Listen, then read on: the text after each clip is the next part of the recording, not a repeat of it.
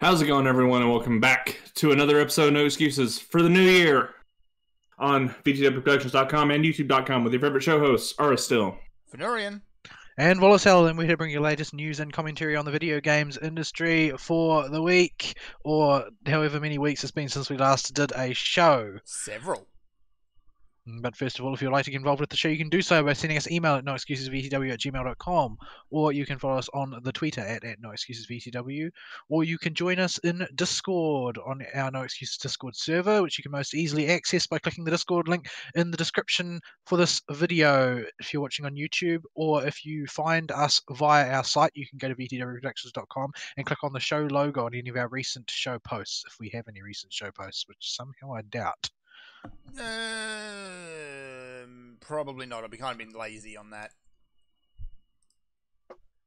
Alright, so yeah, we're back, and I'm going to say it because obvious jokes are probably going to happen. This is episode 404. Okay, bad jokes, done. Right. Yeah, no, let's not mention it anymore. Exactly. False internet is liable to explode out of spite at any minute. Yeah, you're still at your folks' place, I believe. Yes, I'm still on vacation for another couple days, and then it'll be back to the grindstone. Yay. But lucky you actually being able to get off the grindstone. Yep. So we'll dive straight in for this is going to be a very weeks heavy show because we got a lot of stuff to talk about, and there's a fair bit of nerdy stuff in there for at least a few of us. And so I'm going to start off with my holidays, which is going to start off with something that was incredibly unnerdy and incredibly unpleasant. So yeah, a few days after we finished the show, I had a dentist appointment and went in and they x-rayed my jaw and discovered, hey, we suddenly have to remove 2 of your wisdom teeth. You're going into hospital. So that was fun. Joy. Yeah. Yeah, I was like, Fern has not said anything in ages. Where has he gone? So I started to pester him, and he got back to me when he was on the mend. Yeah, you kind of didn't have a whole lot of time to prepare anything. It was because, yeah, you're going now. We're going to bash you on the head and take out the teeth while you're unconscious. So at least that was the easy way to doing it. So were these wisdom teeth that had not actually come through in any way? Was they just sort of floating around down in there in the jaw or something? Well, one had impacted when I was younger and had broken a bit, but it was never an issue, so nothing was ever done about it. The other one, though, looked like it hadn't come through at the time, but unless you'd x-rayed the jaw, you wouldn't have noticed that the thing had actually impacted into the jawbone. Not good, mate. Not good. Not good at all.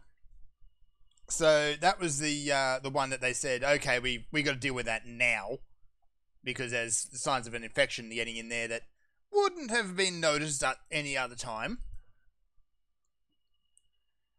So yeah, they took out the other one while they were at it just to get the job done. So yeah, that was a fun way to start the holidays. There's a few days in hospital with a jaw that, honestly doesn't work anymore. Lovely. Fun. Yeah, you mentioned this to me, and it immediately gave me flashbacks to when I got my wisdom teeth pulled. Yep. I think I told you about it. I was like, yeah, that's when I figured out I don't respond well to laughing gas anesthesia. Yeah, thankfully they didn't use the laughing gas on me. They just used the knockout stuff. So it's like they go. For me, from my perspective, it was the anesthesiologist. Can't words. Just said, okay, we're ready to begin. Walked behind me, and that was it. Lights out. They didn't do the count backwards from 10? No, not this time. Well, Last time maybe they did. I don't know, maybe, but you were asleep. Gone. No, that was it. It was like he whacked me on the head with a mallet. Yeah, we went to a discount El Cheapo back shop, like totally legit place to get my wisdom teeth pulled. Yes. It didn't end well. This is why I'm jealous of Vol. You are the superior genetic strain. Yep. No wisdom teeth here whatsoever. Yeah. Not any wisdom to be found. Well, yeah. We had some, we just had it pulled out. It got removed. Well, actually, I've still got 2, but yeah. They didn't pull all 4? Nope, the other 2 are fine. Normally they pull them all at once in the States. Like, if they're Yeah. going to pull one anyway, they just go ahead and yank them all. Yeah, it's kind of I guess surprising it me too. depends whether they're heading the right direction and whether or not there's room for them to come through. Because for some people, they've got large enough jaws that, you know, they'll just come through like any other teeth, no problems. Yeah. I No, don't they know. didn't even care about that with mine. They're just like, you should probably get them pulled anyway. They They're look very- like they're coming in fine, but we're just going to yank them anyway. It very much depends on how much of a cowboy the dentist in question is. There is that. So yeah, thankfully everyone there was very nice and professional, and there was no dramas with paperwork or anything like that. I'm waiting to see what I'm actually going to get charged for it, but because it was called an emergency procedure, a lot of it should actually be covered under the state health cover. I thought your government hates dentists. Or They something. do. If it's, for the most part, if you want dental work done, it's coming out of your pocket, Jummy. But I'm thinking just calling it emergency surgery changes things. You're hoping? Is the insinuation that all dental surgery is elective unless otherwise specified? Is that what they're getting at? I think so, yes, and that I believe has been their argument all along whenever someone brings it up. I'm sorry, here- what? Yeah, I know. I'm here to tell you, no human goes to the dentist voluntarily. No. Well, except crazy people. But like sometimes you can't help it. It's going to happen. Teeth impacts, they might come out in weird ways. Kids do not get braces just for the fun of it. So anyway. Thankfully, I never had braces. Never had to deal with that. I have crossbite, so I could have gotten braces, and the dentists have told me to consider it many times, but I also am very prone to mouth ulcers, so the idea of having metal in my mouth doesn't appeal to me. No. No. So that as an adult, it's a lot more painful. Yeah. So yeah, let's get No. off that and talk some Vidya and other nerdy stuff. So I guess for a good chunk of my holidays, is my go-to Vidya has actually been Destiny 2. I played a good Yeah, I've chunk of noticed that. you've been playing a surprising amount of that. Did somebody in your family decide that you needed to play? I had a friend who I just fired up because I want to mindlessly shoot something. He said, "Oh, hey, I saw you playing Destiny 2. I didn't know you played it," and I don't. But suddenly now we're doing all these things. But as far as a good mindless game, just to fire up and just do something, like go out and shoot some bangs, it's good for that. If you want anything deep and meaningful, forget it. So how did their leveling of the playing field play out in practice? With regards to how... Well, the new idea Destiny was thing. that everybody would get put on the same light level or whatever their power measurement is, and Yeah. started again or something like that. Yeah, so when you start up a new character, you start at about light level 750. The soft cap, I believe, is 960, and then after that it grows so slowly that I don't think it even has a cap, really. That's a ridiculous reset from when I was playing. When I was poking at Destiny 2 and going through the X-Packs one at a time, the light level cap for the X-Pack where the dude that everybody liked died, that was like 200 something. I'm annoyed by that, actually, because the game is spoilering on that. Like, I like Cade. He's fun, he's goofy, he's kind of an idiot and But should not be allowed anywhere near sharp objects. But he's dead. But he gets dead. And he's the comic relief character in an otherwise rather bland and sterile universe, and they kill him off. He's the only character with character. Yeah. And they just kill him. You jerk, Spongy. Also helps that he's voiced by Nathan Fillion. There is also that, and he does an excellent job.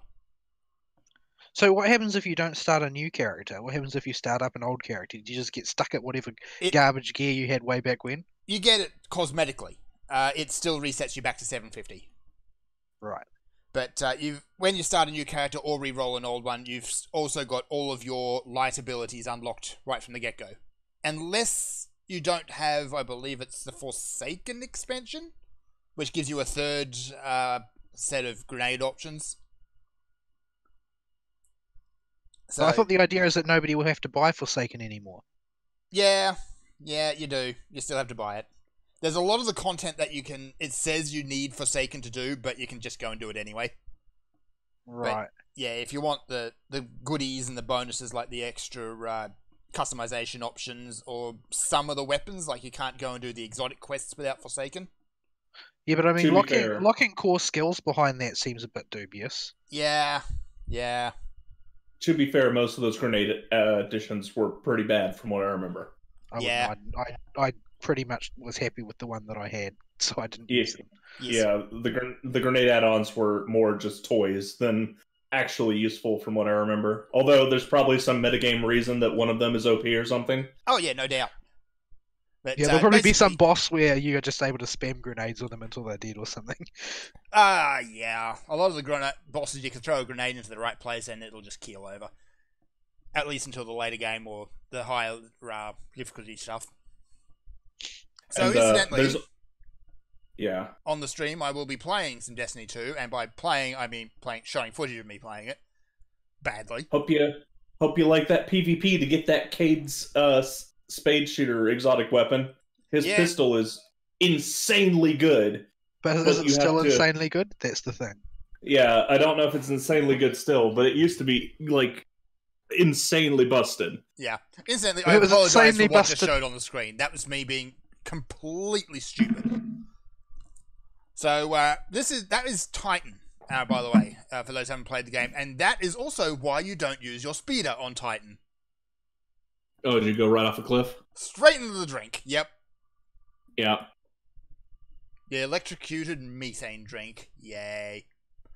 So, yeah, I don't think I'm particularly good at this game, honestly, especially when it comes to PvP, but in PvE, like, I think I'm doing badly, but then the scores at the end will show that, hey, I've actually gotten the most kills and done not awful.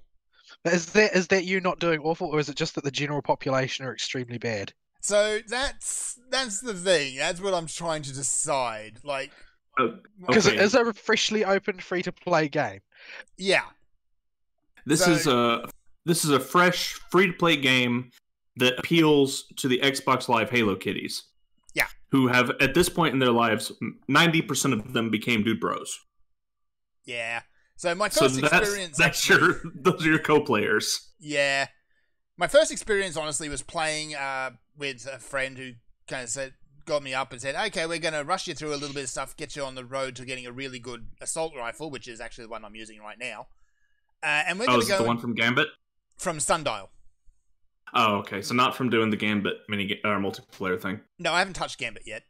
Although I That did is touch... a lot of fun. Yeah, it sounds You like a should try really it cool at some point. concept. It is. I'm going to have to try it at some point. Though It mayhem sounds, is sounds fun. like my ideal kind of PvP where you don't often have to deal with the other people. Yeah. No, you have to spend resources, and one guy is the dedicated go try and kill the other team guy. Yeah. Like, you're in a vacuum otherwise until such time as you cross over into the other team's area. And only one And you person can can- go over there and make a mess. And you can the more resources you risk holding onto at once before you bank them, it spawns bigger and more dangerous stuff for them to have to deal with on their side. Yeah. It's a really cool idea for multiplayer. Yeah, I like the idea from what I had heard of it in the past. The issue is that I have difficulty taking FPSs seriously. Hence why almost every FPS, no matter how inappropriate, I usually end up trying to play in melee. But Yeah. I mean, that's an option in Destiny now. Like, you've got your swords and you've got your Well, finishers and melee abilities. So it's I an was option.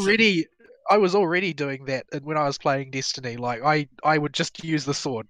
Yeah. If the sword wasn't working, I just needed to find a better place to attack from. The other option, shotgun. There is one like Halo battle rifle style gun you get from doing Gambit. I don't know if you can still get it. Maybe. That was just an epic battle rifle that was better than most legendaries just because it was so accurate. Yeah. I've upgraded the Sundial one to that point, so it's really, really quite accurate, and it's a really good rifle. So, yeah, my first couple of runs through Sundial, I was horribly under-leveled over it. Like, I wasn't even at 850 at that point, and that's when you're supposed to be starting to look at it. But as bad as an unlevel I was in there, somehow we ended up getting the worst groups. Not once, but twice. Oh yeah, pugs are awful. Yeah. So Sundial, the better you do, the more rewards you get. from what I can tell. We got out of there with the bare minimum reward. And a lot of mental scarring. Yeah, sounds about right. And I had the guys taking me through saying, no, seriously, Sundial is not like that all the time. Thankfully, actually, I ran it as part of the recording, so you'll actually see what Sundial is supposed to look like. It's supposed to look like from the viewpoint of an absolute cretin, at least. So yeah, it's been fun. It hasn't been anything exactly, world changing, but so is this going to be an ongoing proposition for you, or just something that you drop in now and again when you feel like popping some heads? Once I finish the story modes, it might just change to a pop ahead type dealy. But I am plugging my way through the story modes, because it's free to play now. You get the 3 first expansions, so you get Red War, which is the main storyline, and then the 2 following ones, which, if I recall, were kind of bad. But whatever. Oh, what? Yeah, no, don't do the X packs. But even if you don't buy the main line, the big X packs, there's still plenty of content to be getting on with. Yeah, no, don't go to Mercury. Don't go to Mars. Mercury's been overhauled, from what I can tell. Don't go to Mercury. Don't go to Mars. So yeah, there's that. The only overhaul that would be appropriate for Mercury is to delete it from the game and never mention it again. Yeah, no, that's where Sundial is now. That's the big new thing on Mercury. Yeah, because oh boy, that was some bad video game. Yeah, it's still a very boring looking place, admittedly. Was that the one that was like Dailies the planet? Yes. Yes. Dailies the X pack. Yeah. The game is still kind of, Dailies the X pack itself, but it's like some kind of penal world. They send you there when you're a criminal. You have to do dailies all the time. Gotta do dailies. It's like at least in Forsaken and stuff, all the dailies are tied to fun mini games where you got to do stuff, and there's events that you have to participate in. Yep. And that makes sense. There's some form of progression to these things. In Mercury, it's just go kill 100 of these dudes every day. Yeah. For the most part, at least, when you're playing the game, the dailies you get are the bounties, which, for the most part, is you just pick up the bounties and then just go and do things. And you go and wait in loading screens. Well, also that. Thankfully, the loading screens on the PC, at least, are nowhere near as bad as they were before. I've heard I've heard they touched them up on the PS4, so they're not as bad. Yeah. But yeah, that could be painful, having your dailies spread across 5 planets. Yeah. And needing to load every single planet, and it taking multiple minutes per planet. Yeah. So as I'm playing through, I actually do hop back and forth between planets, because I'd be playing along and then thinking, suddenly, I'm going to go do this now. I'm completely abandon whatever it was I was previously doing. Because reasons, I guess. I don't know. But, yeah, the loading times are so good on the PC. You can't escape them entirely. At least in this footage, you're attentive enough to shoot the traps whenever somebody steps in one. Nobody else shoots the traps. Nobody. Yeah, that drives me nuts in this particular dungeon I'm watching you do. Yeah. I remember the traps in this thing, and just spinning in a circle for a full minute waiting on somebody to come let me out. Yeah. Unfortunately, this is actually for part of the weekly. The weekly for this, what was it, Nightfall. Do this dungeon 5 times. Yeah. Why? It's not a very interesting dungeon, admittedly. I can actually go into the overworld and just walk around this place. It's literally just a reskin repeated over and over again of an area that already exists in the overworld. Yeah. So you got to go do it 5 times. Yay. At least the other, the strikes, some of them are actually in overworld places, like the very first one you get, Arms Dealer. You can go and walk around that in the overworld.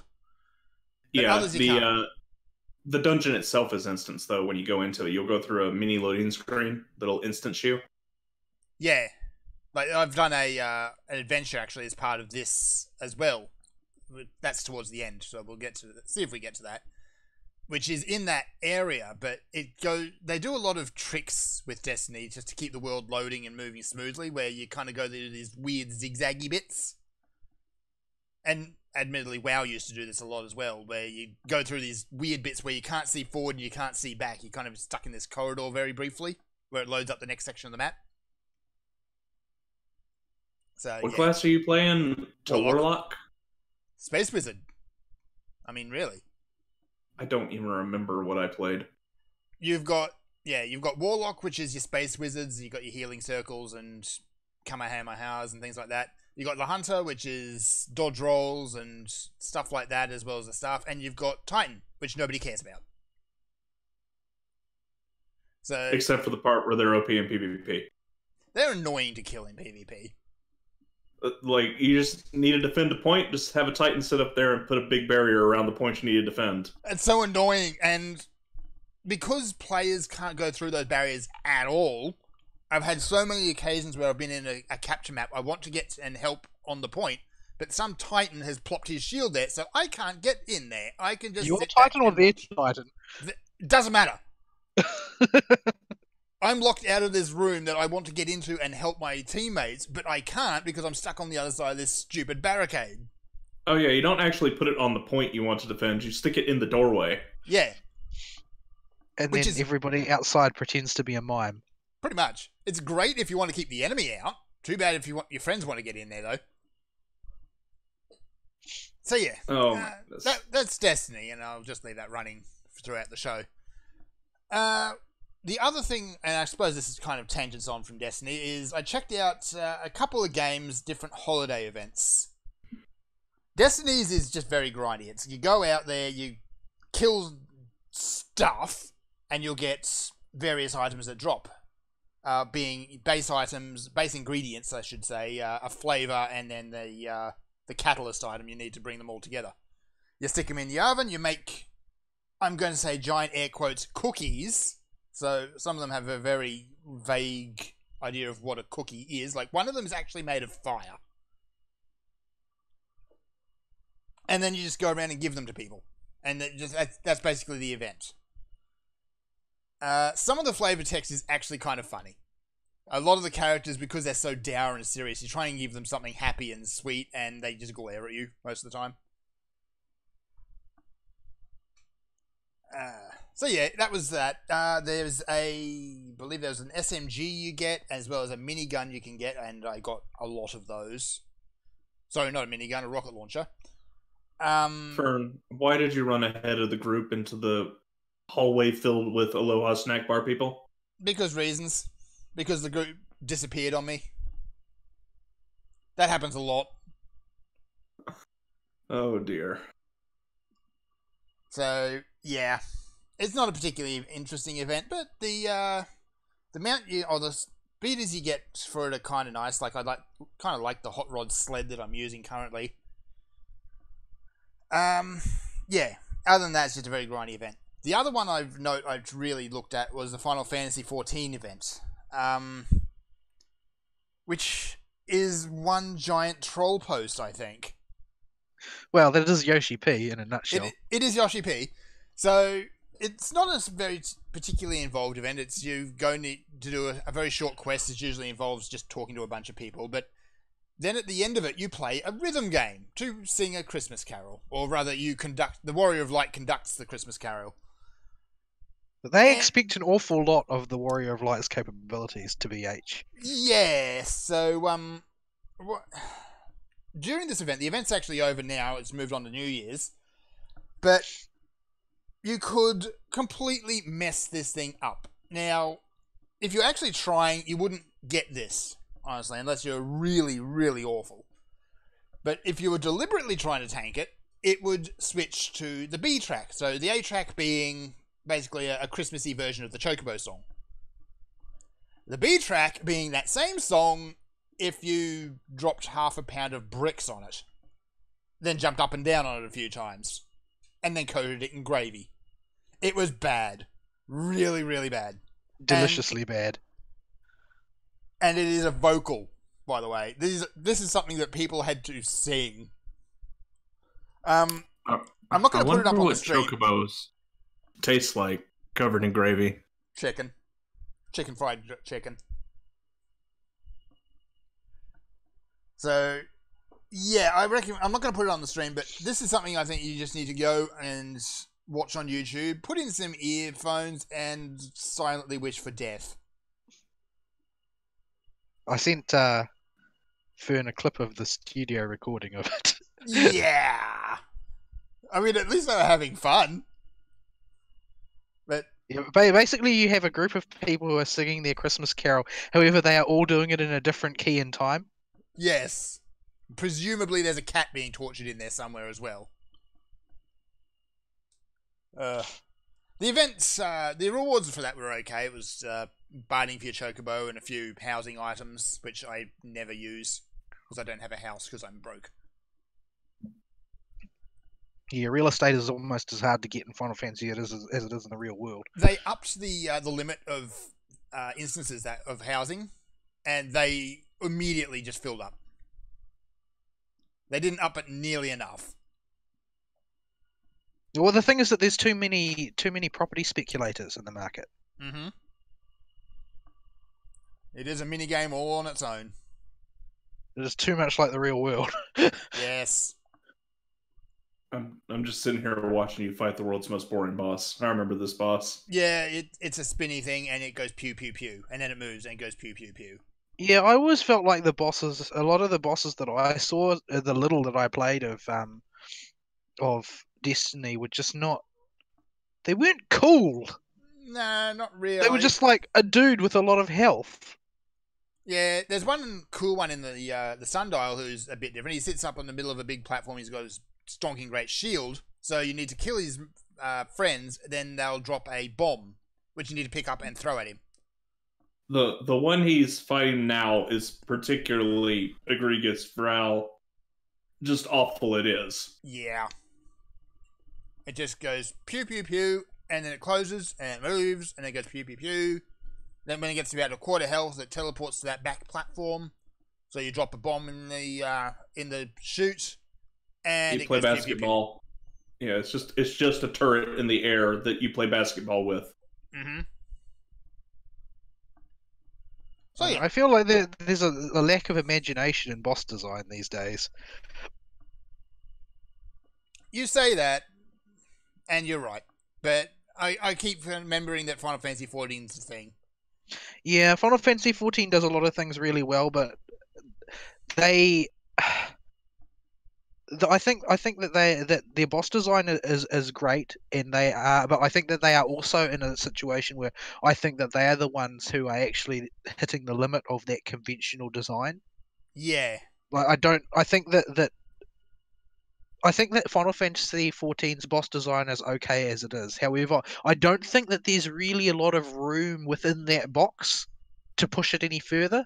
I think that something has to be sort of radically rethought in order to make bosses progress beyond that point. Because, I mean, Final Fantasy's done some really cool things, and apparently the Shadowbringers ones are even cooler. But, of course, I haven't had a chance to play it yet. But I don't know how much room there is in that. Like, it's a cliche to tell people to think outside the box, but I think that the box is full in MMO design. And these sort of very, very conventional ways of thinking. Mm-hmm. And then you end up with more and more bosses that end up being things like, well, I mean, you see, we reached this sort of thing a long time ago, and have only like in little bits and pieces got past it. You end up with a lot of bosses that are like Borderlands, Space Vagina, and the Human Reaper from Mass Effect, and things like that. Yeah. You know, things that even if they look cool, they're really banal. Yeah. Because they aren't really thinking about, you know, the boss encounter. It's like the DM who, instead of coming up with a boss encounter, just gives a regular dude a lot of hit points and all the best spells. Mm-hmm. Which is very, very boring.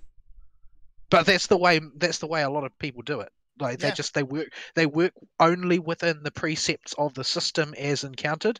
As opposed to Aristeal, who basically makes everything up as he goes along, which makes it very hard to figure out how to beat the boss sometimes, but at least it's interesting. I mean, you wind back a few rantathons to that D&D show we did. I don't remember any of this, by the way. That's how I was so drunk when we did that I don't have a single memory of what happened. Yeah, we ended up piloting, I believe it was a Mecha Tarask and suplexing Tiamat. Is that what happened? Is it what happened? As I only remember bits and pieces about that. Like, I remember a thing where we had to effectively escape a burning building. There was a scenario where we fought a kraken, except we were inland at the top of a cliff. Yeah, that happened somehow. And the kraken was like in a cave partway down the cliff, and we were fighting it at the top. And there was a dude who was variously Southern or Russian, depending on how far up he hitched his pants. Yes. Except for that one time where he took his pants off and lost his accent entirely. I don't remember any of this, so I'm just going to take your word for it. See, this is why I kind of really want to get in and do more tabletop stuff. There's stuff that only happens in this sort of thing. When people just let their imaginations go stupid. Or drunk. Or drunk. Or both. At the time, every time y'all have played with me, it has been both. Yeah.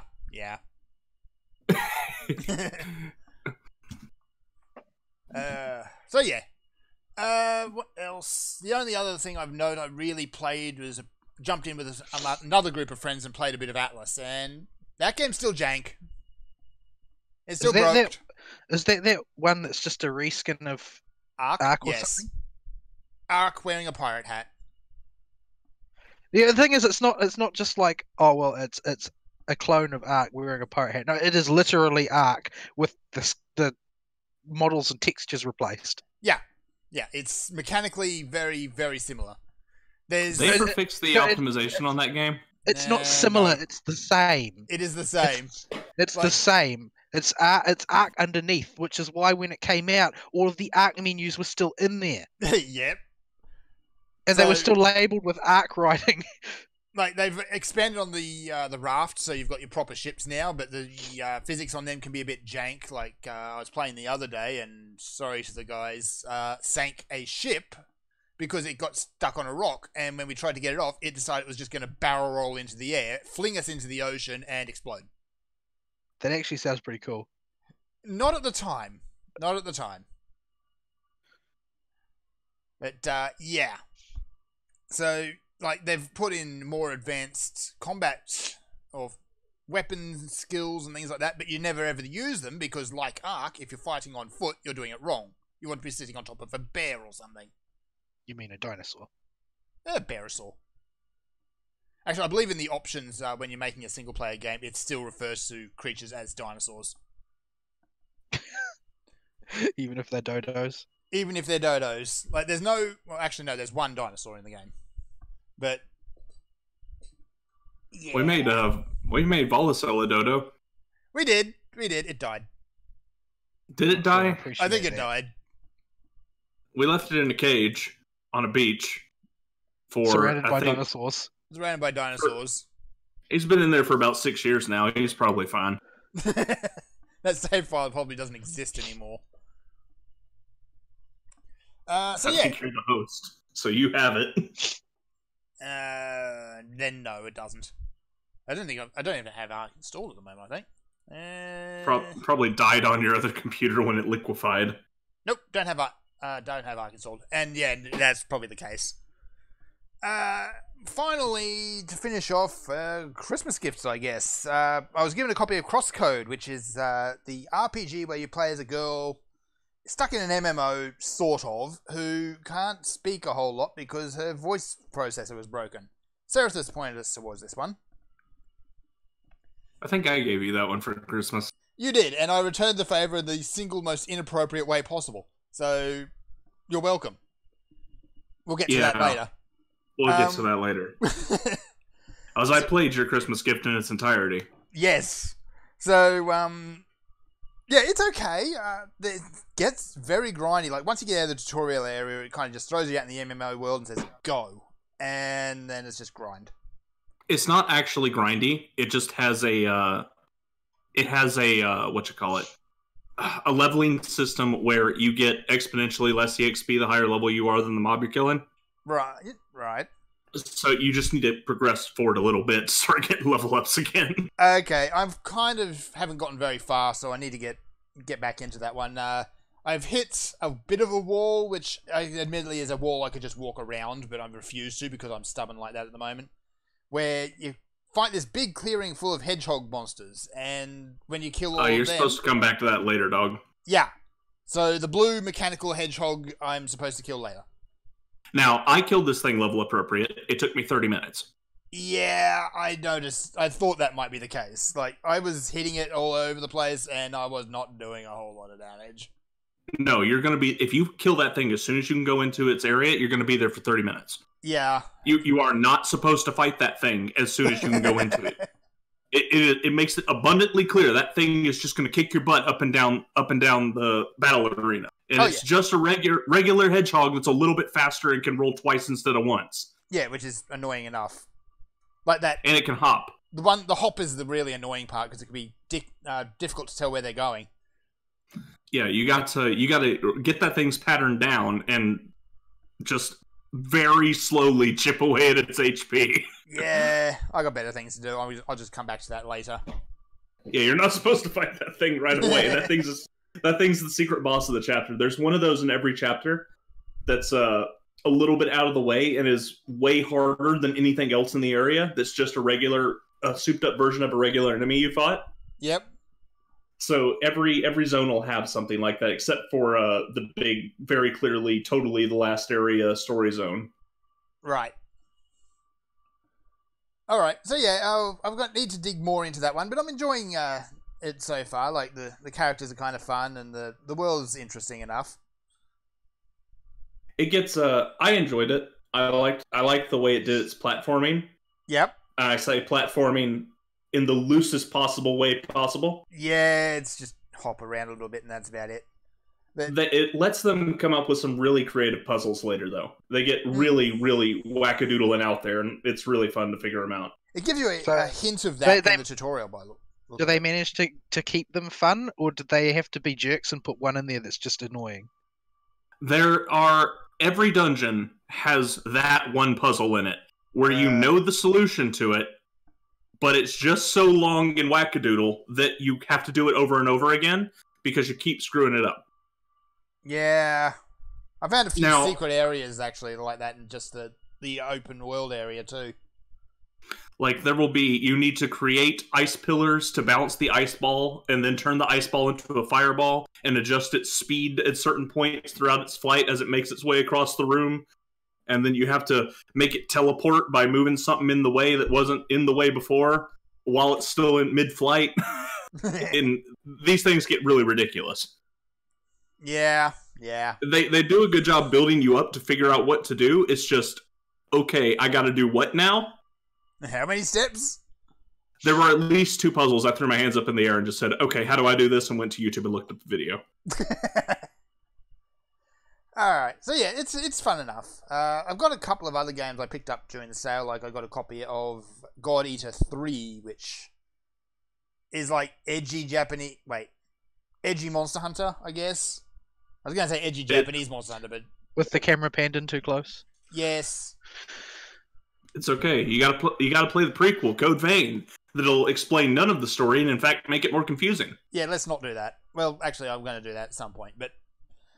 I played a bit of number 2, and it's like, okay, there's whatever they're going to call them now, monsters, and you're part of this agency. Something apocalypse something. Yeah. All it means, really, at the end of the day, is we have this bionic, little organic thing. We're going to stick a blade and a gun to it, and that's your weapon. Off you go. So, yeah. I'll get to that sooner-ish. Maybe. Hopefully. Did you ever play an RTS called KKND2? I did not. Well, it was a sequel to KKND, but it was a bit of an oddball as far as strategy games go. It had a curious sense of humor. But one thing I always remember about it, I only played the demo because it was in that era where everybody had the demos, but nobody could get the actual games. There was always like brief sort of video briefings before missions to tell you what to do in the mission, and it was usually lore-wise framed within the frame of reference of whatever the particular faction was that you were playing for. Except one of the factions was the Series 9 agricultural robots, and I remember in the demo, the video briefing for the Series 9 agricultural robot faction was the robot gives you the briefing, and he says, "I've got a mission here for you somewhere here. Here we go. The enemy has a big base. Blow it up and kill everyone." I mean, it's to the point. That's what I think of that every time somebody tries to give a description of something and then ends up boiling it down to something very simple. That's generally what RTS missions involve. It's blow up the base or protect this thing. But yeah, I have no idea what the I've forgotten where I was going with this now. Yay, brain farts. You just need to escape to the one place that hasn't been corrupted by capitalism. Oh, Spice! Spice! When your best take still has Tim Curry laughing, you've got a good RTS cutscene. The glory that was the old Command & Conquer. Red Alert. Tim Curry and George Takei having a ham-off. I mean, that's Red Alert 3 in a nutshell. It's glorious. Spice! Yeah, but during that period, there's a lot of RTSs that came out kind of during the dark ages there. From my point, at that point, it was the demo of Warwind, not the actual game, because you couldn't get the actual game. I am assured that a game once existed called Warwind. And it had a sequel. I have played 2 separate demos, which were the same level but at different stages of development of that game, but never the full game. Yes. And the sequel it's the same game, except the previous factions have been mashed together, and now there's 2 different flavors of humans. No, humans are boring. Humans are boring. It doesn't matter how many different flavors they come in, they're still humans, and therefore boring. But that was the whole reason that Warwind was engaging to begin with, is that there were no humans. There were no humans in it, exactly. You had the snake people, you had the plant people, you had the 3-legged rhino people, and you had these weird beige 3-eyed guys. I saw a magazine refer to them as Mystic Meg lookalikes, but I have no idea what that means. Yeah, it doesn't ring a bell. So yeah, it was an interesting game. It had a plot. I knew there was like some kind of slave rebellion or something. Yeah, that's what it was. Basically, it says a slave rebellion, something, I don't know, blow up the enemy base. Yeah, the sequel wasn't a whole lot better. It's like, okay, previous game story is over. Now there's humans, something more, and everyone's a slave again. So yeah, the other one, of course, that I played during that period was Dark Reign, which I eventually did actually get the full game of. We don't speak of the sequel, by the way. Yeah, I do have a copy of Dark Reign floating around somewhere. Which I believe is something resistance, something empire, blow up the enemy base. Something water. Yeah, blowing up the enemy base does feature heavily. Yeah, something water shortage. Oh yeah, it was all about water shortages, wasn't there? And you could get a thing that could pollute people's water supply. Yeah, because water supplies being your primary resource. I'm fairly sure that's against the Geneva Convention. Yes, it is. So yeah, that's been my holiday. It's been a thing. So Vol, why don't you give it a crack? Right, well, I mean, despite it being so long since the last time you guys joined your heroes, meaning us, I haven't really done very much because I've been at my parents' place with their terrible internet and their terrible network and none of my PC. So I have more or less decided to make the most of the opportunity to do nothing before I am forced to stop doing nothing for another year, and have done very little but sit on my backside drinking beer and playing games on my phone and watching YouTube and things like that. So basically being a complete waste of space. Excellent. That's how I've spent my time. This sounds ideal. Yeah, it hasn't been too bad actually. I'm not sure how I'm going to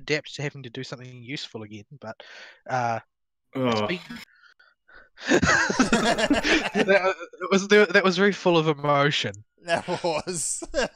Just, you got to go back to work. We've been on this break and we've been having good times with Vidya, and the first day I had to go back to work after Christmas was over, I'm just like, this is awful.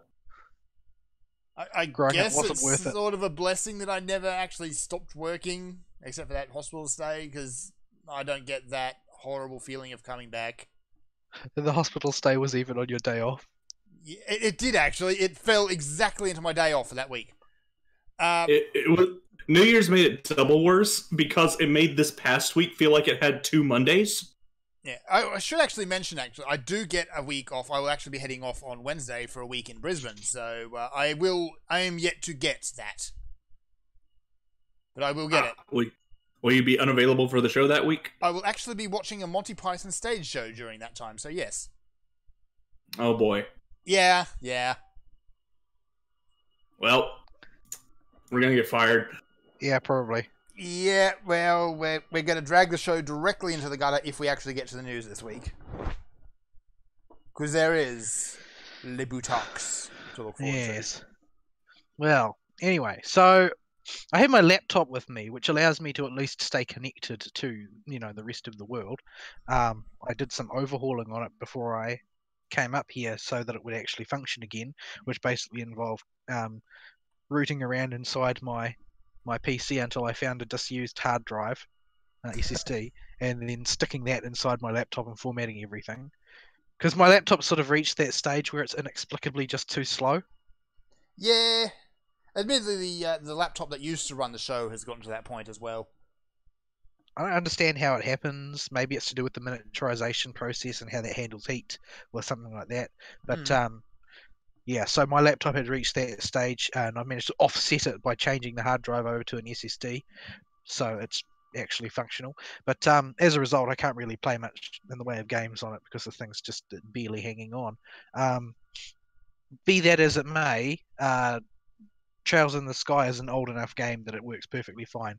So I've been sort of like in bits and pieces. I've been playing my way through that to replay the first chapter before I start the second chapter, so that I can, get a handle on where things were going. Since it's been, 2.5 years since I played the first one, which I didn't feel like was fresh enough to go straight into the second one, since I'm a bit neurotic about things like that.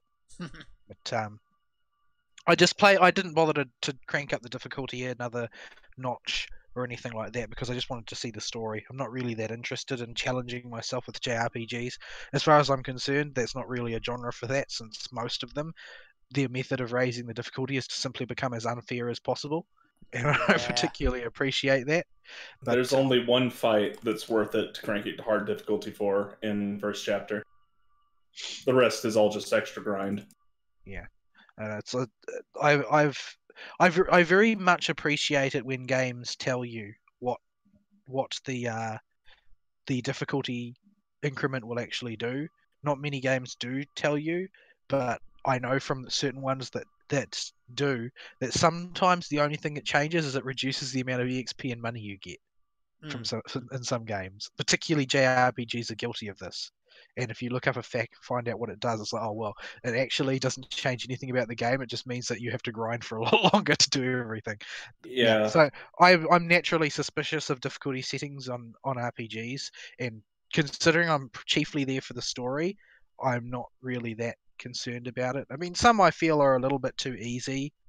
Like, I think the one that comes to mind the most for that is I feel like Final Fantasy X was just staggeringly too easy. It was. But most of the time, I feel like Persona 3 was pitched at about correct in difficulty. But that aside, I'm playing through it again. I used my old save data to play through, so I can basically whomp everything in absolutely brutal fashion, which I kind of wish that the story would reflect, but the junior braces don't get no respect, despite the fact that we're able to one-shot anything that crosses our path. And considering the said junior braces are almost always in the party, they tend to be higher levels than everybody else as well. So I don't appreciate Agate joining the party and then, popping off about how terrible we are when he's basically a hopeless hopeless idiot, and we are one-shotting everything. I wish that the story would represent the effort that I put in, but it doesn't. But You yeah, got to get that soup. I am still enjoying it just as much the second time round. It's got that sort of comfy feeling of traditional JRPG. Where it's just everything makes sense, and the curveballs that you are being sent by the story also makes sense because they are the sort of things that happen in JRPGs, that type of thing. And of course, Joshua's the best princess. Yeah, I honestly Obviously. could not tell you what the plot for Final Fantasy 13 was. Well, the plot for Final Fantasy 13 was hobbled by the syndrome of adding too many novel nouns to the lexicon. Yeah, and then spreading the game out over 3 games. Like, Just remember. taken as a series of moments and vignettes, there are some actually pretty powerful scenes in there as far as writing is concerned. The problem is that they're connected by rubbish. Yes. The important thing to remember here is that in the Trails universe, Epstein didn't kill himself. That's true. But yeah, I mean, like in Final Fantasy 13, there are some really sort of like cinema-worthy scenes, like when Saz's son turns into a crystal, and when Lightning makes a resolution about wanting to break free of the control of the fal'Cie and so on. Like, it's taken as individual scenes. There are some really good individual scenes in there. The problem is that as a game, it sucks balls. Yeah, like that scene of Hope kind of deciding he's going to stop being a whiny little twat and man up is really good. But 5 minutes later, he's back to being a whiny twat again. Yeah, and I don't really understand how they managed to drop the ball so badly on that game. I think it feels like a game that got stuck in development hell and then rushed to release almost, because the game, like the combat system, I feel the combat system is actually quite good, and it gets improved significantly in the terrible sequel, the 13.2. Like there's new issues with it that get introduced there, but as far as the core concept goes, I feel it's executed better. The boss fights in 13.2 are actually executed quite well, and generally speaking, I like the combat system. I like the role shifting thing and all of that. The problem is, number one, the game doesn't explain to you why any of it, and number two, ultimately it's just a corridor, and that's the real problem. That's the problem. It's a corridor. The whole game is a corridor. The whole game is a corridor. I think that the game would have made a great anime, and I think it made an incredibly crappy game. I don't know. I think it would have made an extremely confusing anime. But that's a positive for most anime. That's actually a good point. But, all they had to do was just not use their special names for everything, and it would have been a whole lot more comprehensible. Yeah. Well, I mean, or they could have included an info dump episode at the start where people walk in circles explaining everything. But with wine. Yeah. But where was I? Anyway, yeah. So I'm playing through that. I'm in the last chapter now. I probably won't finish it before I go back down south, since I'm heading back south on Tuesday, I think. And I took a day off after that so that I don't have to go straight back to work. And I'll be back at work on Thursday, and work has already sent me my next project that I need to do. Well, they sent me the schedule telling me what I would do, and I'm not very happy about it because it's something that's 2 pay grades above what I'm paid to do. But yeah, I don't know how I'm going to con them into giving me a fair amount of money. I'm pretty sure they are immune to that sort of persuasion. But yeah. Whoops. So, as far as other games go, like I said, I'm more or less restricted to my phone in a lot of ways, since it's the only decently performing piece of hardware I've got access to. I mean, I have my PS4 here, but the screen that I'm using is kind of bad. So, and playing using my VR headset, playing regular games on it for any length of time becomes alarming very quickly. Yes. I've many times I have played Monster Hunter using my VR headset, but it is surprisingly stressful. I'm not quite sure why. It's like something like, even though when you've got the headset on for a non-VR game, it sets it up in a cinema mode, so you're effectively just looking at a screen within the headset. There's something about being that close to such a large screen makes it very unsettling in a lot of ways. And I feel like I'm drenched in sweat when I finish playing Monster Hunter on that. It's like when you play Monster Hunter on a monitor or a television, the monsters are safely contained within those black borders. They can't hurt you. They're not safely contained within the VR headset. So yeah, I haven't really played much in the way of games on my PS4. It's mainly been we'll have to get back to Monster Hunter 2. Like they got Safi Junior and things like that. I'm really keen to have a go at that. Unfortunately, apparently, it's caused a cancerous amount of power creep. Yeah, I thought it might. Game. So you anything that they release from now on will be inaccessible to us if we don't have that level of power. Yeah. So it means we're going to have to go in and farm the gentle, simple sailor. I'm not quite sure how it's all going to work out. Isn't it a limited event as well? I'm not sure. Like Kulve Taroth was. But it's a bigger jump in power than Kulve Taroth was by a pretty significant margin. But even though I think it is a limited event, I really disagree with it being a limited event, because in this case it is the gate to the majority of the power that is end game. So even though we aren't at end game yet, like there's a large chunk of raw power that is simply inaccessible to us if they take away access to the Safi Jiva raid. Mm-hmm. So yeah, I'm a bit dubious about that, but I do want to get back into that. On that note, I'm probably going to try and ease back on the anime watching a bit this coming season, unless there's just tons of shows that I absolutely have to watch, which I doubt. Because I just haven't been able to play any Vidya these days, and I realised that I'm keeping up with a lot of shows I have no interest in. Like the thing is that the crop of shows this season aren't terrible, but they're not worth devoting the amount of time to that I am. Even though I enjoy them, I don't enjoy them enough to sacrifice other things. AKA all the video games that I'd be playing in that time.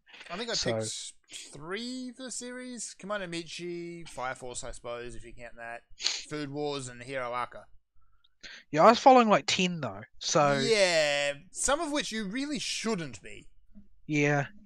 I haven't actually been keeping up with them since I'm here, since only the ones on Crunchyroll I have access to, because I don't really want to muck around with the internet here. Yeah. I'm actually pleased to say that Kemono Michi ends exactly the way it started. Ridiculous. German suplex. Yeah. Well, it couldn't really end any other way. They could not. Food Wars wrapped up, and honestly, had they left, if the series as it is ends exactly where it is, that would be good. That would be exactly what I've heard, it should have. Yeah. There's a post-credits cliffhanger which says, hang on, there's more to the story, because here's edgy, evil Soma, I guess. But this is the way that every shonen goes, though, right? They have an ending that would be a perfect ending if they just stopped, but then they never stop. They always try and go that extra arc, and the extra arc is always abysmal. Like I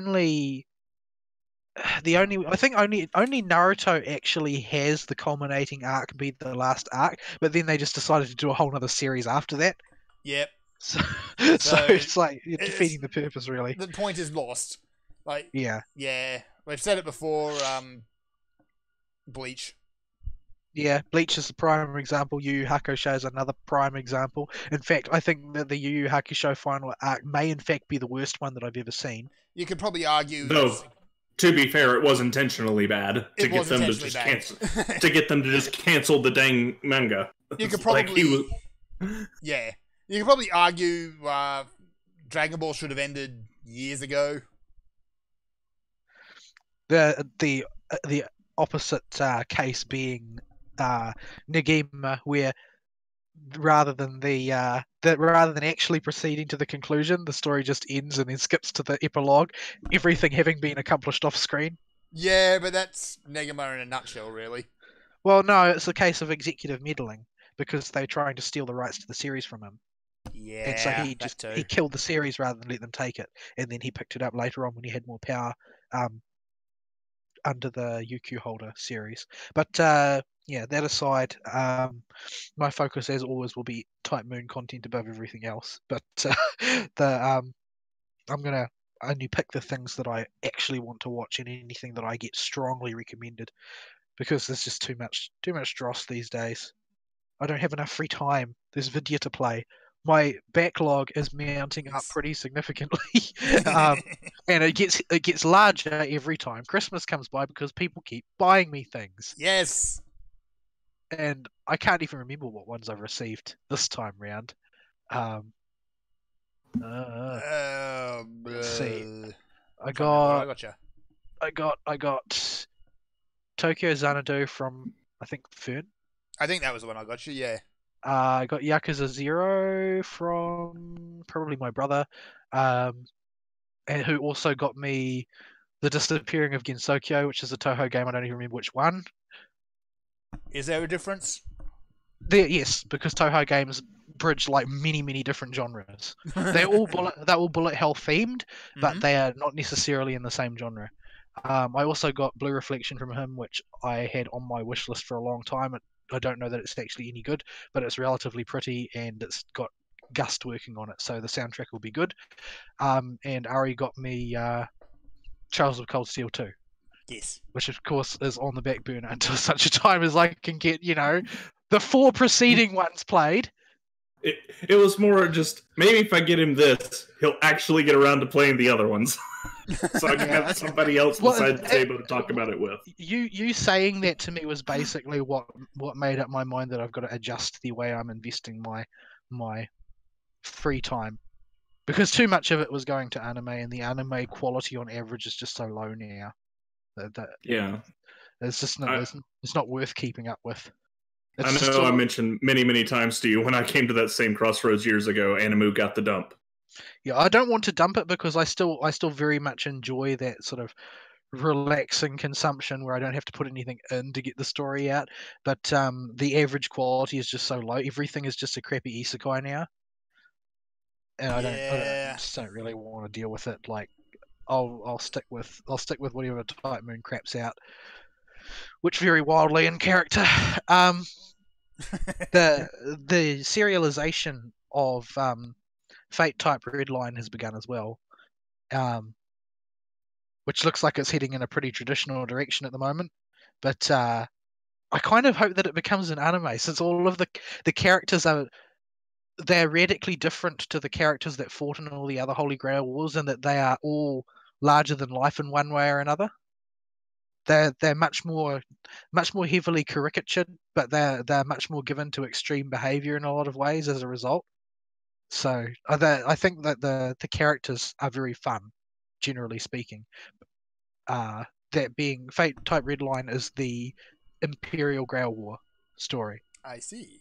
So it takes place in early Showa, I think. But given that it's Type Moon, early Showa. Yeah, given it's Type Moon though, it's only a matter of time before things go from kind of more happy and fun to hell in a handbasket. Well, they don't. They actually start off pretty. There's no happy school life part at the start, because the main character, they've created a cardboard main character of the story because Type Moon always has a cardboard main character. It's part of the heritage of being an eroge. But the main character is actually he's from a Magus family, but he never learned any magecraft, and his family are basically a dead end. Except that he's got enough power to do stuff. It's just that there's no one to teach him, and his family are no interested in doing it. Because the story seems to be roughly that his grandmother didn't want to pass anything on to anybody because her focus was to complete the research. So obviously, in Magus terms, she thought she would complete the research for their family's objective before her death, but nobody ever heard what came of it. And so he's got power, but he's sort of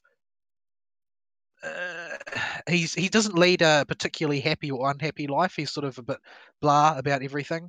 His parents are split up. He lives a mediocre life doing mediocre things and doesn't really have much invested in anything. And he basically gets wrenched out of his timeline and into the Imperial Grail War because his estranged father wants him to come and help work out what all of the stuff left in his grandmother's house is that has value to shill to the Mage Association. And since he's the only person sensitive to mana in the family, he gets forced to do this. But in the process of doing this, he seems to accidentally sort of trip over that final big project his grandmother was working on, and that gets him embroiled in the Imperial Grail War. All right, so a little bit different.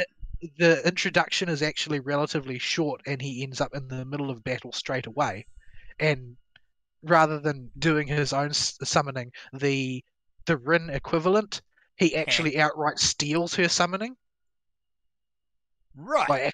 By accidentally interfering at the wrong time. So she is indignant. He has no idea what's going on because he was never involved in Magecraft proper, so he's never heard of the Grail War or anything like that. But at any rate, it's only just begun serialization, so even if it does get animated, it'll be a long time before it does. But I'll probably keep an eye on it to see how the story goes. The stories run the gamut in quality. Often even within an internal run, like the quality of Prisma Ilia gets higher the further it goes, and by quite a margin. Like the later parts of Prisma Ilia are much more in depth than the earlier ones. But yeah, so I'm keeping an eye on that. Anyway, so FGO has turned a corner. First of all, there was the Christmas event. So that Christmas event was effectively a marketing event to sell people Saint Quartz so that they would roll for Erish. Since the entire thing was basically the Erish Kagel sob story to make you feel sorry for her and want to roll her. And it worked. For a lot of people, yes. There was lots of people blowing all their quartz on Erish, lots of salt. Lots of salt. Lots of salt. That wasn't snow, that was salt. Yes. It was salt everywhere. What about Nier? Exactly. But so that was a thing. It didn't make any more sense than any of the other Christmas stories. If anything, it made slightly less. That's an achievement. It was incredibly ridiculous, and there's a lot of very curious retellings of stories from Babylonian mythology. But yeah, that was a thing. It was a lotto box event, but I only opened, I think, 21 boxes because I just sort of ran out of steam. The reason for that being that the farming stages for this event were way more demanding than the farming stages for previous events. Like it was harder to do quick clears on these. Like maybe it's not harder for people who have a normal roll rate for things like Prisma Cosmos and Kaleidoscope, but I don't. I don't have Prisma Cosmos or Kaleidoscope. So you still haven't gotten a Kaleidoscope. Wow. No Kaleidoscopes, no Prisma Cosmos, no limited over 0, no Imaginary around. There's a bunch of others that I haven't got any of either. I've got one Black Grail, I've got one Demonic Bodhisattva, I've got one Formal Craft, but as far as top tier CEs go, those are the only ones I've got in all this time. I've just been very, very unlucky when it comes to CEs. Not really sure there's anything I can do about that. You have angered the gacha somehow. That's all I can really say. Yeah, so preceding New Year was the end of the Arc 1/Arc 1.5 story. So there's a little prologue that happens, and they have you do it in real time. Now, well, in a sense. Now, the story for FGO NA is adjusted to match the year based on the launch of the game. Much in the way, so Japan has the same dialogue except all the numbers for the years are 2 years ahead of 2 years behind, I guess, depending on your way of looking at it. So the events which happened in universe at the end of 2019 were put up at the end of 2019. So the date when the date was the 26th, I think, the day after Christmas, they put the prologue up. And the prologue is the aftermath of the Kildea Christmas party and so on, and the preparation for the arrival of the the investigators from the UN and the Mage Association, because Kildare are basically viewed as criminals by the world. Because they just so happen to save humanity. Oh. Well, the thing is that the saving of humanity, it happened in a gap in time. So basically, everybody went to sleep. The world was destroyed. The world was restored, and then everybody woke up. Yeah. So they don't know anything about it. As far as they can tell, they know intellectually, because the evidence exists, that Kildare actually saved humanity, but none of them feel that way, because none of them ever experienced any kind of trial associated with it. So they were only authorized, before humanity was destroyed, Kildare received the authorization to summon 7 servants, each contracted to a single master, of which there were 7 in the 18, and they were limited to only being able to use the ray shift, having obtained authorization from the Mages Association and the UN each time. Of course, none of those organizations existed, and the Team A were all in cryosleep, along with every other candidate except one, at the start of the incineration of humanity. Yep. So they didn't obtain authorization to do anything, and they broke every law that there was regarding the matter. And basically, the UN and the Mages Association are absolutely intent on prosecuting every single one of those by means of basically stripping Kildare of anything of any remote value for themselves. Yeah, like they'd probably get really upset if you point out that there are currently 260 servants bound to one master. Well, they all get unsummoned as part of the Kildare shutdown process, although Da Vinci manages to basically steal away and package up and conceal the data which contains all of the memories of those heroic spirits, so that at some later point they might be able to be resummoned. But that's something that she's done in secret, and you don't find out about that till quite late. But so on the 26th, like, everybody's trying to ward off their hangovers and stagger about the base, getting ready for the coming of these inspectors. And as it turns out, one particular Magus has used his entire family fortune to buy out all of the 7 pieces of Kildare that it was supposed to be chopped up into, and bring them all under his own control. This being one Gordolf Music, who features prominently in Fate Apocrypha as Siegfried's master. You know, the short, mustached, completely unlikable guy who is actually kind of a nice guy deep down underneath it all, but a completely insufferable Magus on top of it. And he's in charge, and he's incredibly smug about the whole thing. And he's got this aide that he's had help him arrange the transactions and the bidding, who is a mysterious woman out of Russia, who effectively is part of what seems to be a private military corp operating out of Russia. And yeah, so you eventually end up, he decides that he's going to take everybody into custody, and he locks everybody away. And then, so that's the end of the first prologue chapter. And you get locked away for several days, so there's nothing else to do in that storyline until the 31st of December 2019, when the next chapter unlocks, taking place in universe on that same day. Because that was the day that Kildare was supposed to officially cease operations under previous management. It was the deadline. And so basically, without spoiling it, nothing goes as planned, and all hell breaks loose. Because of course it does.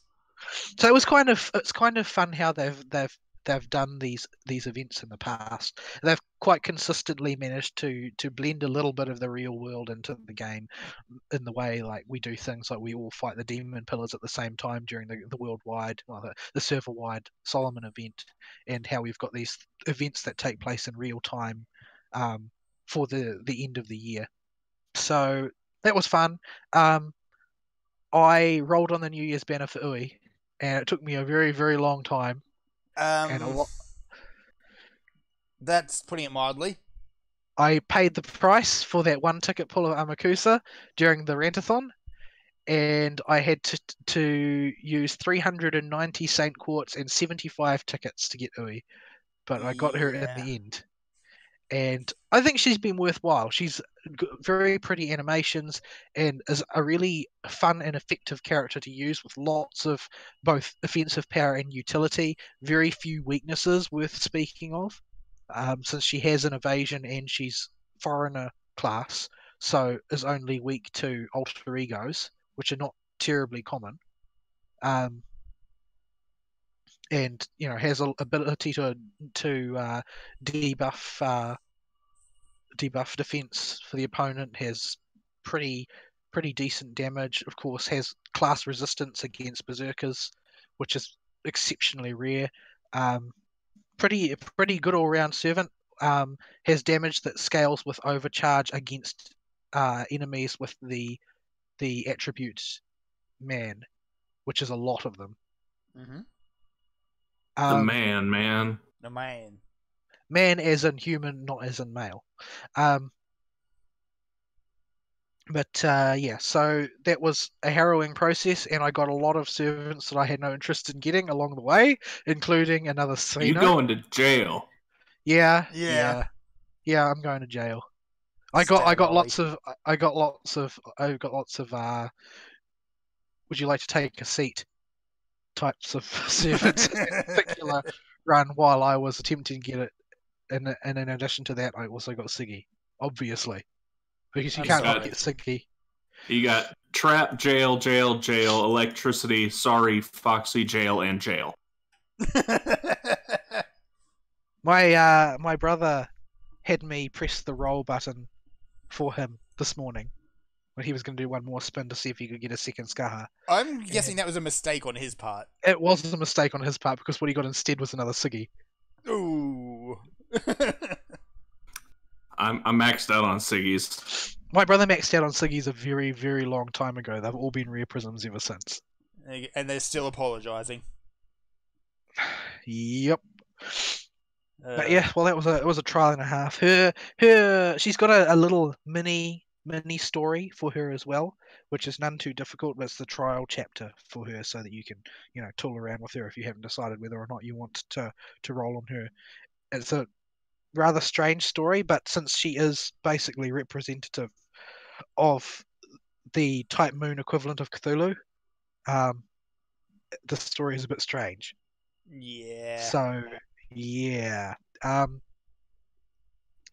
basically the idea ends up being that the painter Katsuhiko Hokusai was so monomaniacal in his dedication to art that he pretty much ends up out madnessing Cthulhu when Cthulhu tries to take control of him, and his focus on the progress of his art is so overwhelmingly intense that it subordinates the sort of more diffuse madness of the outer gods and allows him to bring a fraction of of Cthulhu's power under his own control. So, and now he's baby octopus. So, but yeah, there are prices to pay for trying to control Cthulhu, and one of those is that you become a baby octopus.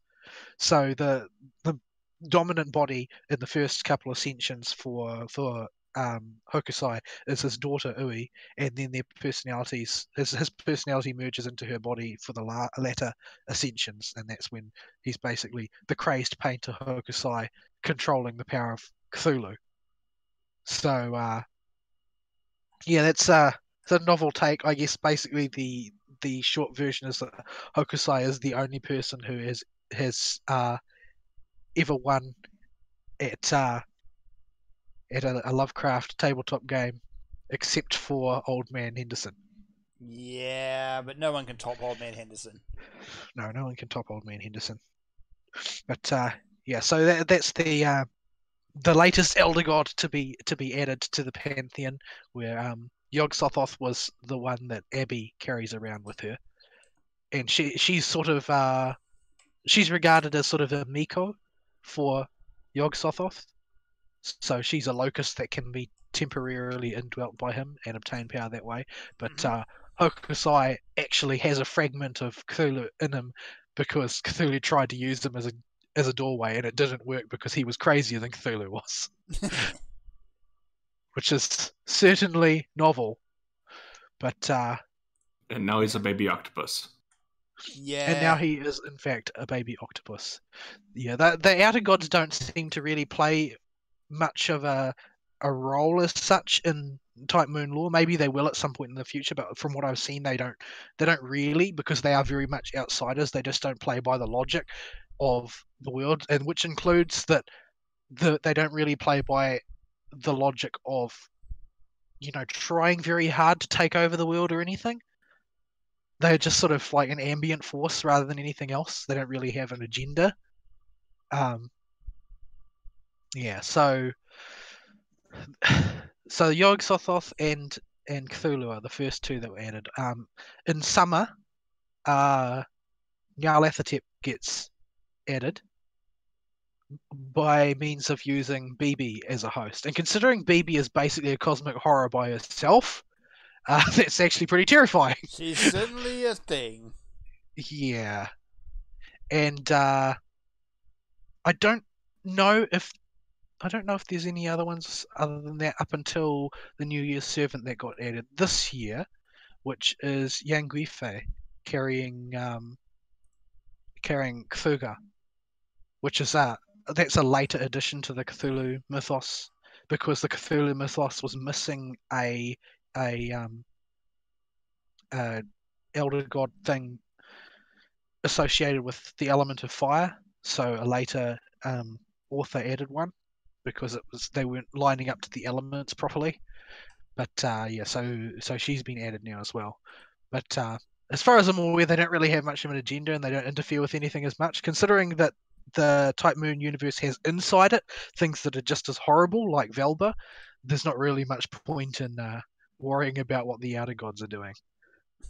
But yeah, like, I mean, I'm pretty sure that Type Mercury could give Cthulhu a run for his money. So yeah, so that was that event. It's a very funny little story, very strange little story. Another one based around a dream, basically.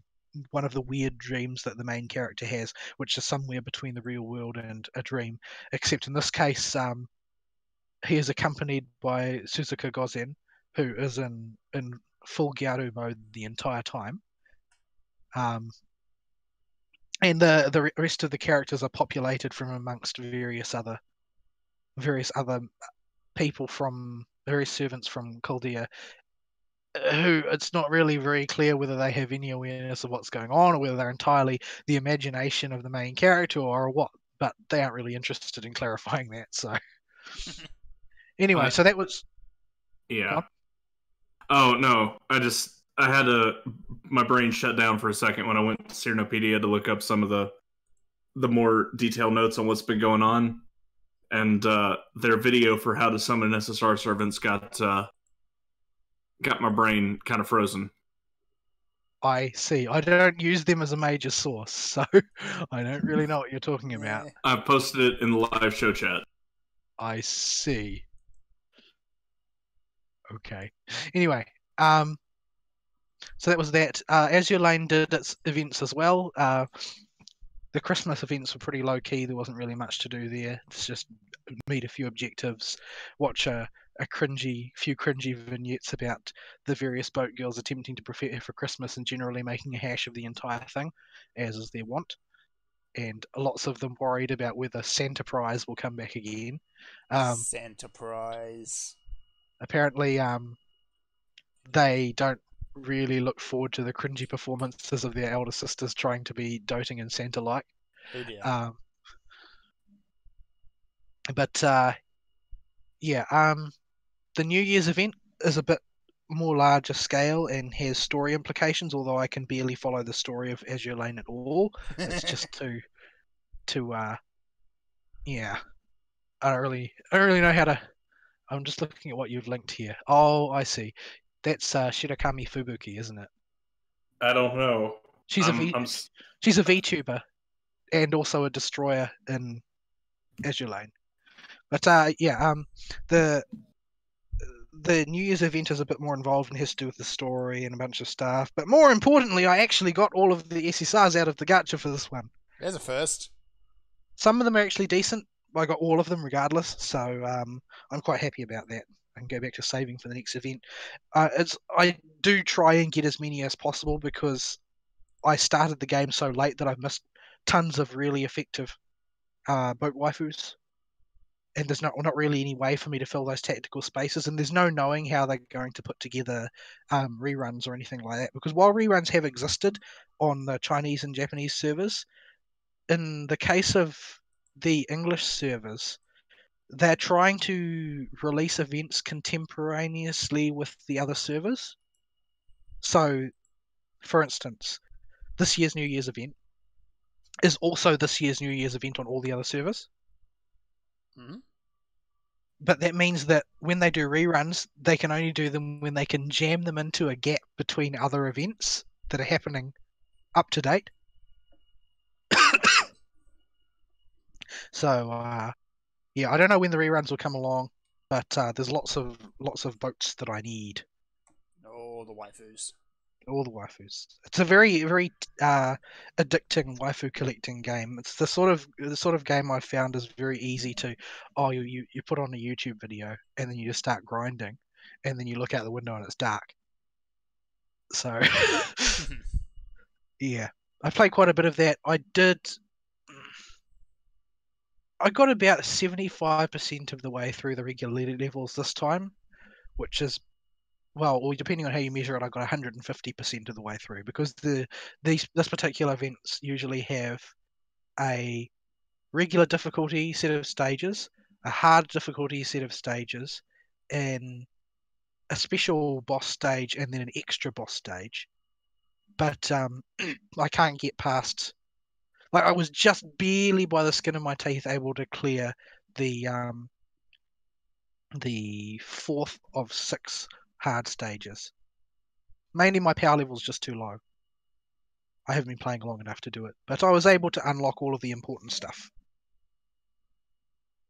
Because most of the rewards for doing the really hard stuff is gravy. It's not unique unlocks that you can only get from doing the hardest stuff. The exception being that there's always like a piece of effectively bragging furniture for the dorms available from the hard levels. But, I don't care about that. So, no problem there. But, yeah, so I've burned a whole lot of my holiday time doing incredibly frivolous and pointless things. But that is the best way to spend holiday as far as I'm concerned right now. Is the correct way. I am not really looking forward to having to go back to the real world at all. But, all my stuff is down south, so I'll have to go down there eventually. And then I'll have my computer back. I'll be able to re-nest myself in amongst all of my cables back at home. All right. I see. We are way overdue for a break. We are. So we should go to a break, and I need to get beat up a pineapple stuck out of my head. What? No. What? Click the video posted in live show chat. I refuse. Cernopedia broke me for a little bit. So we'll be right back after some music.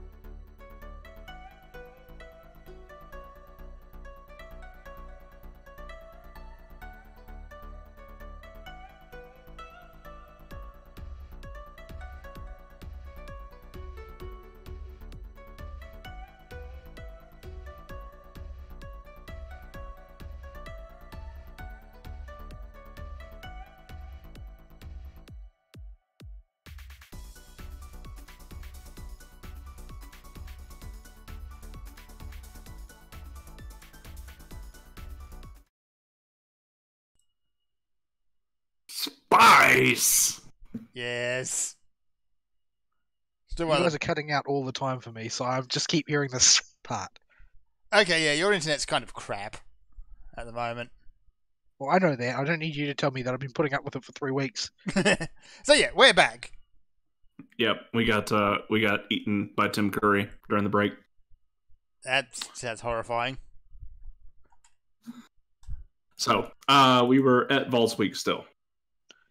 No, I don't think I've got any. I'm going to lose my voice if I try and natter on much more. Okay, I guess we'll go to what I did during the Christmas New Year's time. And I want to point out something I touched on earlier, where New Year's made this past week feel like it had 2 Mondays, and that was awful. Yes, it sounds it. Because there was Monday, which was an actual Monday, and then Tuesday, which was a normal Tuesday. But then there was New Year's, and I had New Year's off. And then I had to go back on Thursday, and that Thursday was Monday again. Because of just how it felt going back to work after having a day off. It was the worst. Like, I at least got, like, all the days around Christmas off. But going back just for after having just 1 day off, it was just awful. So, that was terrible. Basically, what I'm saying is I hate single-day holidays on Wednesday. Mm-hmm. So, there was that. Okay, let's see. I played quite a few video games. I haven't played the game Vol got me for Christmas. He got me Assault Spy. I don't even know what it does. I just don't off your wish list. I don't even remember why I stuck it on there. I think it's a Devil May Cry wannabe style game, but I haven't installed it yet. But it's on the to playlist. I'll poke at it eventually.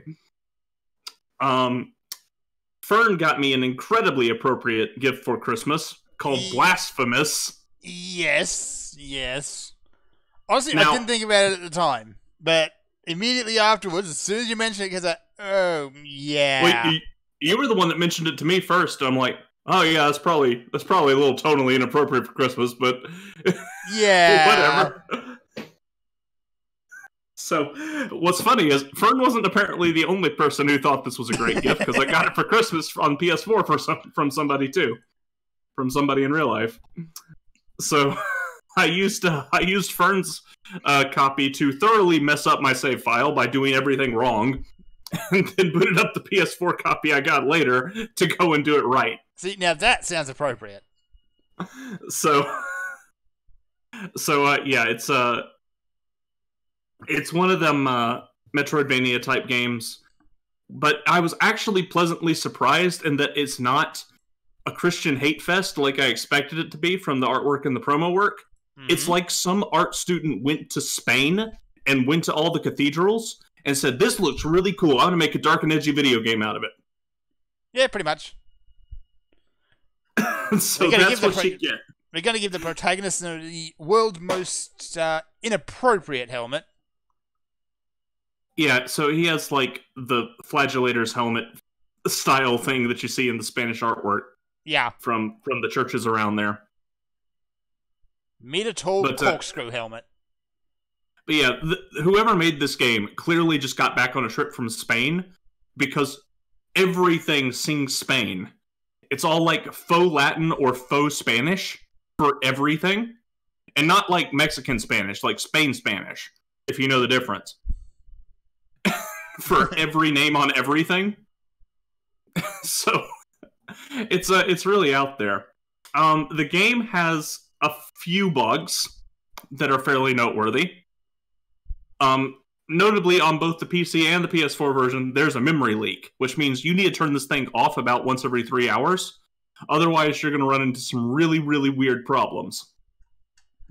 This includes you walking into a new room and being halfway, between the floor and the area you're supposed to walk on. So you're walking with half your character model stuck in the floor, and you can still move, kind of, but you, scoot your way forward very slowly. So, and you can't jump, which is a problem in a game like this. Yeah, you kind of need to be able to jump in a Metroidvania. Yeah. So this one has the shtick with this one is it plays the Dark Souls inspiration rather hard compared to a bunch of other ones, where there's just a whole bunch of cryptic nonsense that you got to go get a guide for, or you're not getting the real ending of the game. You're not going to be able to fight all the bosses, which I don't particularly care in these games as long as it says 100% at the end, or at the very least I got to fight all the bosses. But if I can't accomplish either of those things, that's when I bust out the guide. If I can't do either of those on my own, and this game is very, very cryptic in how you have to go about getting some stuff. And there is permanently missable shenanigans that go on throughout the whole game. Like, you kill a certain boss, and it'll lock you out of 50 different things. Oh. So you have to effectively spend the first chunk of your playtime, if you want to 100% the game, just running around and getting to the boss doors for all the first 3 bosses and not fighting any of them and just doing side quests. Because killing any of them will lock you out of about three side quests that are tied to that specific boss's area. So it's a very much so a play it with a guide game, which I'm not generally a fan of, but you can get away with a detailed map at least. Who has so much free time that they can devise these guides to begin with? Because you must have to play through the game, goodness only knows how many times. Yeah. Or is it like some kind of shell that you can run a game in that allows you to save state or something? I would imagine there's something like that, but what I saw for the Blasphemous in particular was in the Steam forums and on other forums for the game, there were just people talking about what triggers this thing to fail or not be available anymore. And they would just compare notes until they eventually came to a consensus. So that's a thing. I know the guide that I've been using for Trails in the Sky has been wrong about goodness only knows how many things. Oh, the Trails in the Sky first chapter guide is awful. Just terrible. Like, all 3 of them are terrible. I don't know why there isn't a good one around for first chapter, but it's just bad. So you have to compare like the GameFAQs guide with one of the Steam guides with one of the Steam checklists to be sure that at least 2 of them are telling you the same thing at any given point to 100% that game. I'm not even trying to 100% it. I just don't want to miss anything important. But it keeps telling me things are in places that are not the place that thing is actually in. Yeah, I don't remember the guides I used for first chapter, but I'll try and go back and send you the ones I used for second chapter when I was going through it, because I guided up the Trails games pretty hard. Yeah, well, those games they take their missability seriously. Yeah, it's almost like they want you to miss things. Yeah, they want you to consider replaying them, which would have been a proposition in college, maybe, but not when I got a job. Maybe if we're really unlucky, the number of quality video will dry up so much that we'll have time to play our backlogs. Maybe. Just wait for the industry to crash. Maybe. It's not like we don't have a backlog waiting for that to happen. Just have to wait for the ET reboot. Because the reboot is always worse than the original. And ET, well, that wasn't great. Yeah. Oh dear. So yeah, Blasphemous is a fun game despite my picnicking with it. There isn't really a whole lot revolutionary it does. It's just a okay time waster. I enjoyed my 20 hours I dumped into 100%ing it. Unfortunately, there's a speedrun Chivo, so I'm not getting that platy. Right. Spain. Yeah, I'm not speedrunning my way through Spain. Not happening. No, that doesn't sound fun. No. And I never understand speedrun Chivos in games like this that are just like... Yeah, it seems like, to me, speedrunning is too specific an activity. It's not something that you do when you play the game. That's not playing anymore. You aren't actually exercising the game in a way that leaves you in control. Because ultimately, if you're going to speedrun a game, you're just going to look for a guide. Like, you can't do it without a guide. Unless you're going to devote not the time it takes to platy it, but the time it takes to platy it about 20 times in order to devise the ideal route.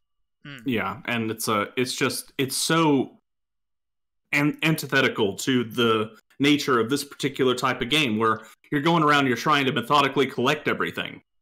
And basically, if there is a task that is too autistic for Ari to do to get a platinum, it's too autistic. Yeah. I will do the most pants on head retarded shenanigans to get a platy if it's a game I really like, or even just a game I've decided I'm going to finish that video game. But I mean, I think that like it's one thing to get like S rank on every level in Devil May Cry, but I think that having to speedrun a game is a different breed entirely, because the former, you're just playing the game as well as it can be done. In the latter, oftentimes you have to play the game improperly. Yeah. And have to cheeseball your way through all kinds of shenanigans. Yeah, it encourages you to break the game. Yeah, and that's why they took speed of completion out for a level out of the rankings in Devil May Cry 5. The time you take to clear a level isn't calculated into the rankings anymore. Now, they did a whole lot of other dumb stuff that doesn't work in about 4 levels and makes those levels a nightmare to S rank, but they took out the big gripe most people had with the ranking system in that game, where you don't have to speedrun the levels at the same time while doing the flashiest, biggest, best combos you can. So in general, it's a lot more enjoyable to go through and S rank everything in that game. But yeah, other than that, it is a solid entry into that subgenre if you are looking for something. It is not a Christian hate fest like I thought it was going to be, looking at the artwork. It is just an art student went to Spain and came back and went to all the cathedrals and came back with a great idea for a really dark and edgy video game. Make it gothic as you possibly can. Yeah, lots of gore, lots of blood, very messy game. Yeah. But solid recommendation for people that like the genre. If you don't like that subgenre of games, I would probably recommend you stay away from it. But yeah, that's how that subgenre goes. Right. So before you carry on, just a quick apology. That video is actually reset, so there's no way in OBS to actually jump that back to where it's supposed to be. So you get to watch me blunder my way through this thing again. Oh, well, we're an audio podcast mostly. The video is just to have something to look at. Pretty much. So, anyway. we have that. So, moving on to what else I did. I finished my Trails in the Sky marathon. Yay. I was originally not going to play it right away, right after Cold Steel, but the Trails series has a way of just grabbing you and not letting you go. Once you break through the first game in any given arc, you just kind of want to keep going. Yeah, the only reason that I didn't play the second chapter after playing the first chapter the first time I played through is because I didn't own it. And I didn't have a job, so I didn't have any money. Yeah. Like that was when I had finished university. I no longer had student loan to cover my living costs. I didn't have a job and didn't have one on the horizon. I wasn't going to spend any money. So I didn't play any games I didn't already have on my games list. Yeah. So I finished my marathon play of all 3 games because it just grabs you and you just want to keep going. You just want to see more of what's going on in Liberl and Erebonia and the continent of Zemuria as a whole. And it's just a really, really fun universe. See what Olivier will get up to next. Yeah, what shenanigans is our Barty Princey boy doing? So, I feel so bad for Mueller. I really do. I wish he got more than a cameo in the Cold Steel series. I don't know if he shows up in 4 or not, but he only gets a brief cameo, and you get his little brother a lot in the 3rd one, but you don't see Mueller at all. I mean, he shows up and he totally owns the crap out of everything around him. He takes care of these giant monsters that are giving the entirety of a whole division of the army trouble, and he's just like, hey guys. So his cameo is pretty cool, but he only gets a cameo. But just think, he has to use the fullness of that power just to keep up with Olivier's shenanigans. Yeah. I mean, Mueller can hit stuff really hard, and he can fight real good, but I'm not sure he's good at finding things, like when Olivier goes and gets himself lost. I don't think there's any indication that he has any kind of supernatural detective powers to be able to figure out where the heck his boss ran off to, and he has to go hunt him down and drag him back to the embassy. You do get to play as Mueller really early, actually. In the third game, he joins your party super duper early, before Olivier even joins. And he has the coolest S-Craft in the entire series. Like, bar none. He just has the best one. Even from the 3D games. Where he puts his sword up in the air, and it glows like this super RP glowy, and you get this high polygon count view of his sword that's way above what this game should be rendering compared to all the other models in the game. And he just jumps up in the air and screams, "Righteous witness!" and slashes, and it causes a black hole to open up and suck everything into it and then explode. I see. He's got the most ridiculously over-the-top high polygon count S-Craft in the entire series relative to the game he is in. Someone just went completely overboard with it by the sound of it. Well, he's a mimetic badass for the entirety of everything, for the entire Trail series. I don't think he's just a mimetic badass. I think that people in universe actually think of him like that as well. Well, he certainly lives up to it when he finally joins your party. But I talked a little bit about the second game. I think I was playing the second game right before we went on break, and I hadn't finished it yet. So I can't spoil any specific events for second chapter since Fall's about to go into it. But it's a really good conclusion to that story arc. You get to follow Estelle around and see her save Joshua with, as she puts it, the power of a big stick and girl power. Oh, if it works. If it works. Estelle is a very energetic young lady. She also has approximately one way of dealing with any given problem, which is to charge in and hit it. Hit it with a stick. The best quote from Estelle is just her saying, "Time for ultra violence," with a little song note at the end of it in the second game. I'm like, yeah, you go get him, Estelle. So, I can't spoil anything specific about that game, but I did enjoy every minute of playing through that game and could not stop going through it as soon as I picked it up and started going. And basically, all my free time until Christmas started was playing that playing second chapter. Now, unfortunately, I do have some gripes about the third game in the Sky Trilogy. And most of it is because it's not set up like a Trails game, it's set up like a video game. Okay. I mean, have to explain that a bit. The entire plot of the game is just contrived video game nonsense to reuse assets and have all the characters from anywhere in the timeline meet up with each other that have been revealed up to that point. So basically what happens is the framing device is post second chapter, and everybody's done the second chapter things, and the people that are still alive are still alive.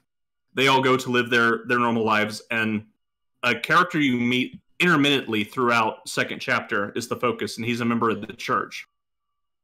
And he finds an artifact that teleports him into this fake alternate dimension world, and all his best buddies have been teleported. So every character ever that you met in the entirety of the franchise up to that point has been teleported into this world and sealed in a little crystal. So what you're saying is it's a Sword Art Online video game. Pretty much. Yeah.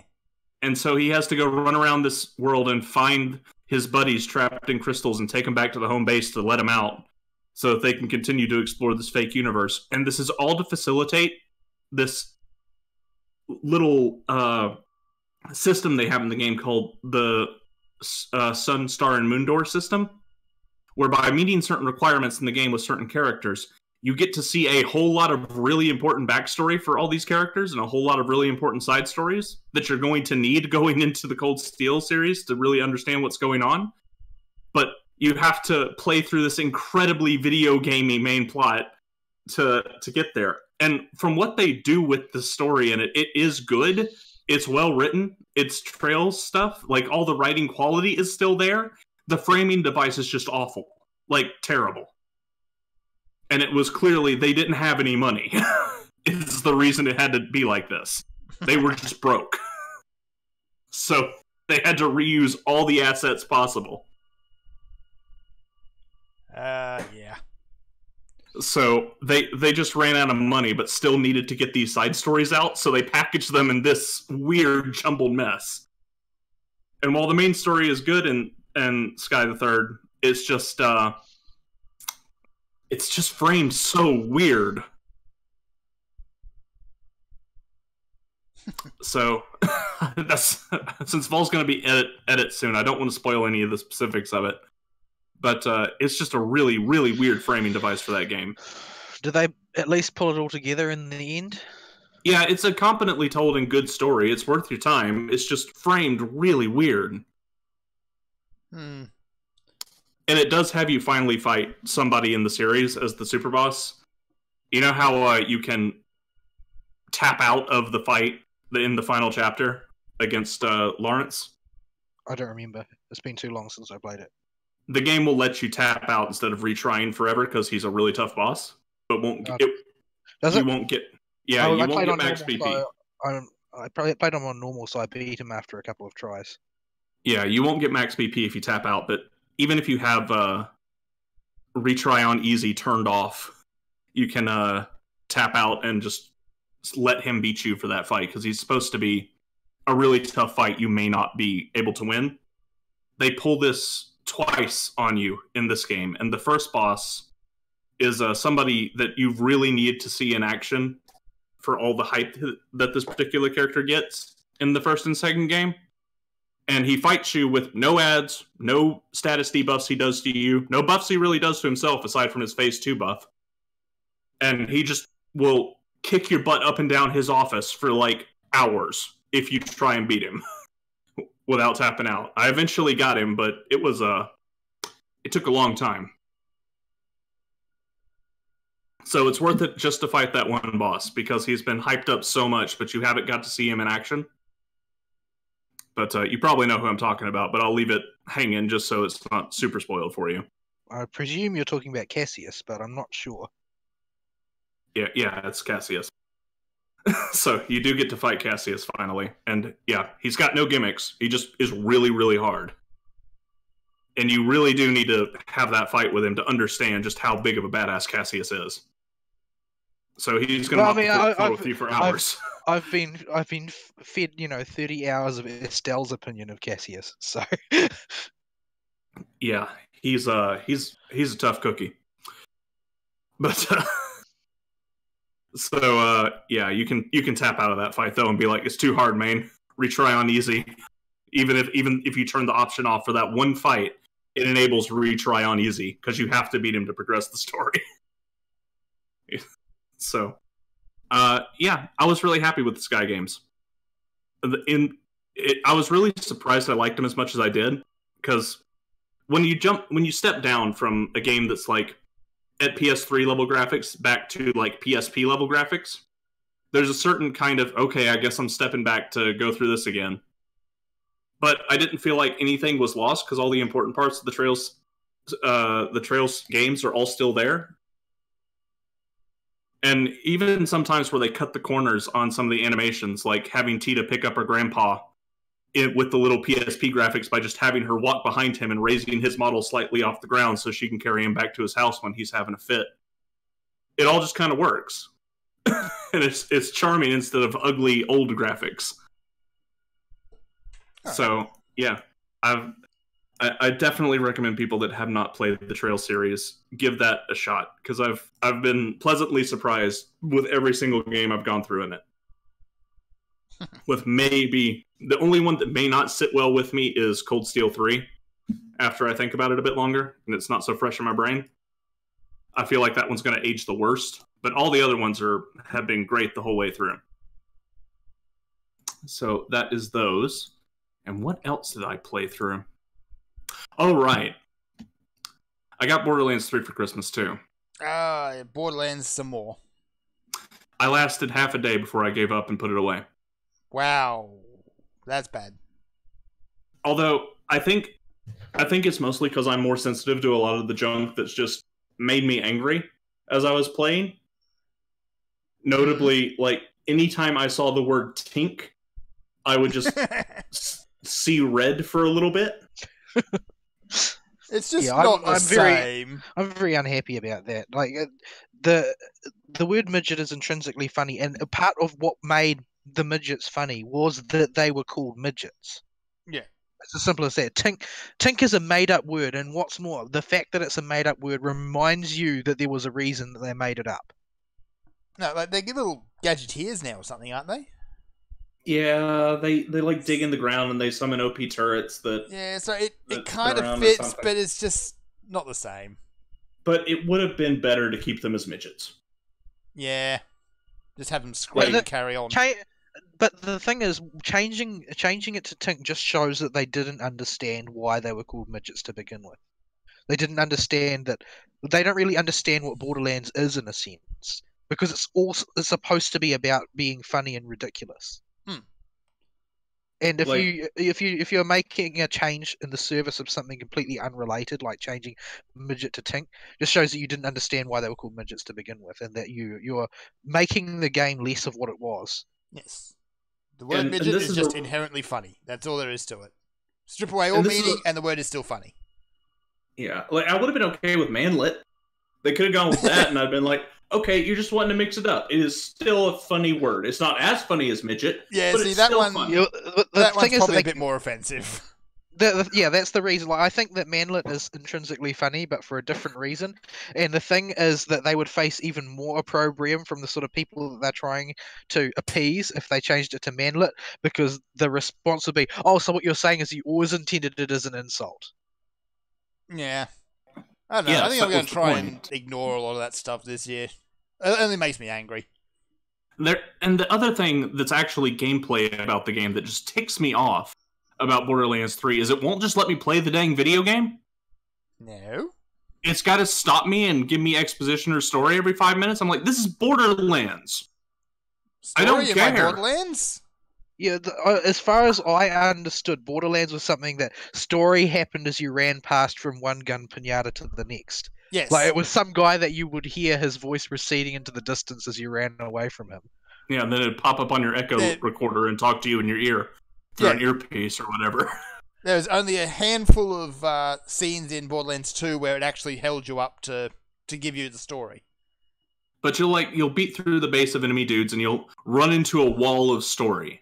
And it's that part in Borderlands 2 where you hit Sanctuary and you got to do story for a bit and it's the worst part of every playthrough? Yep. That has happened at the end of every single dungeon.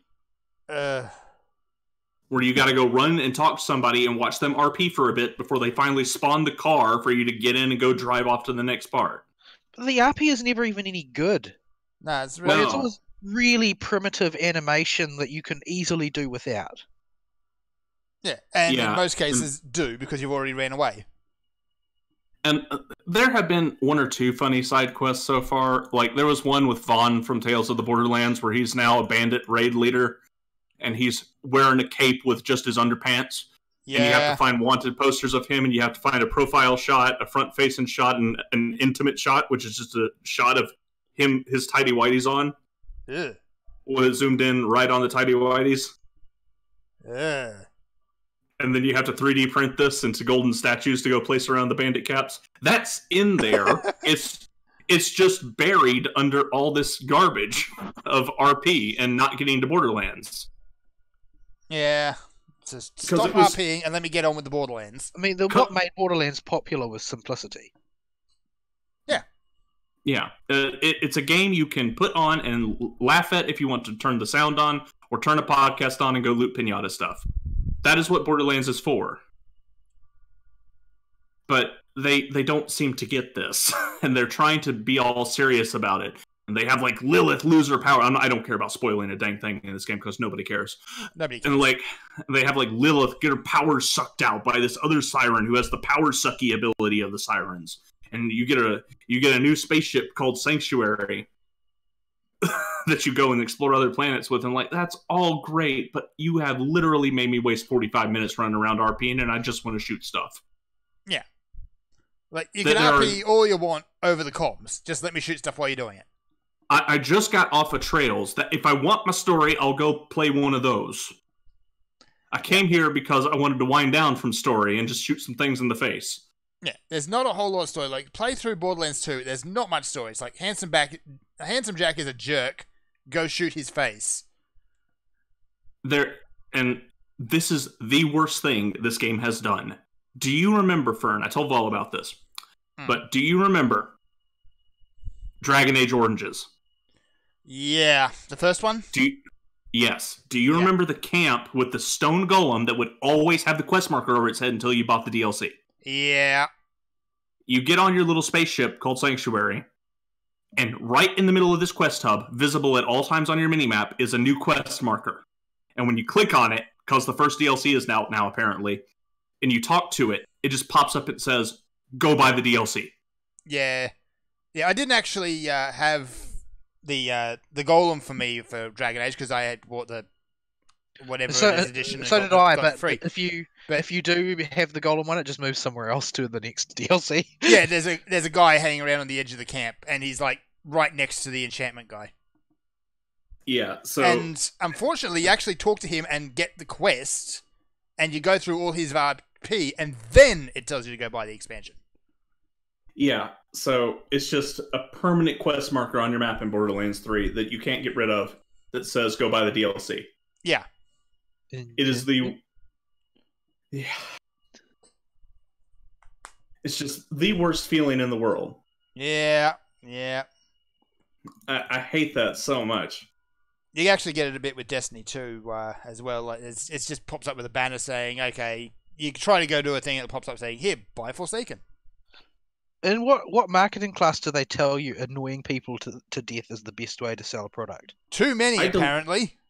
I deliberately didn't buy the Dragon Age Oranges DLC just because it ticked me off so much. Yeah, I got Shale for free because Shale is the best. But yeah, I don't think I got the rest until they were like super duper discount or something.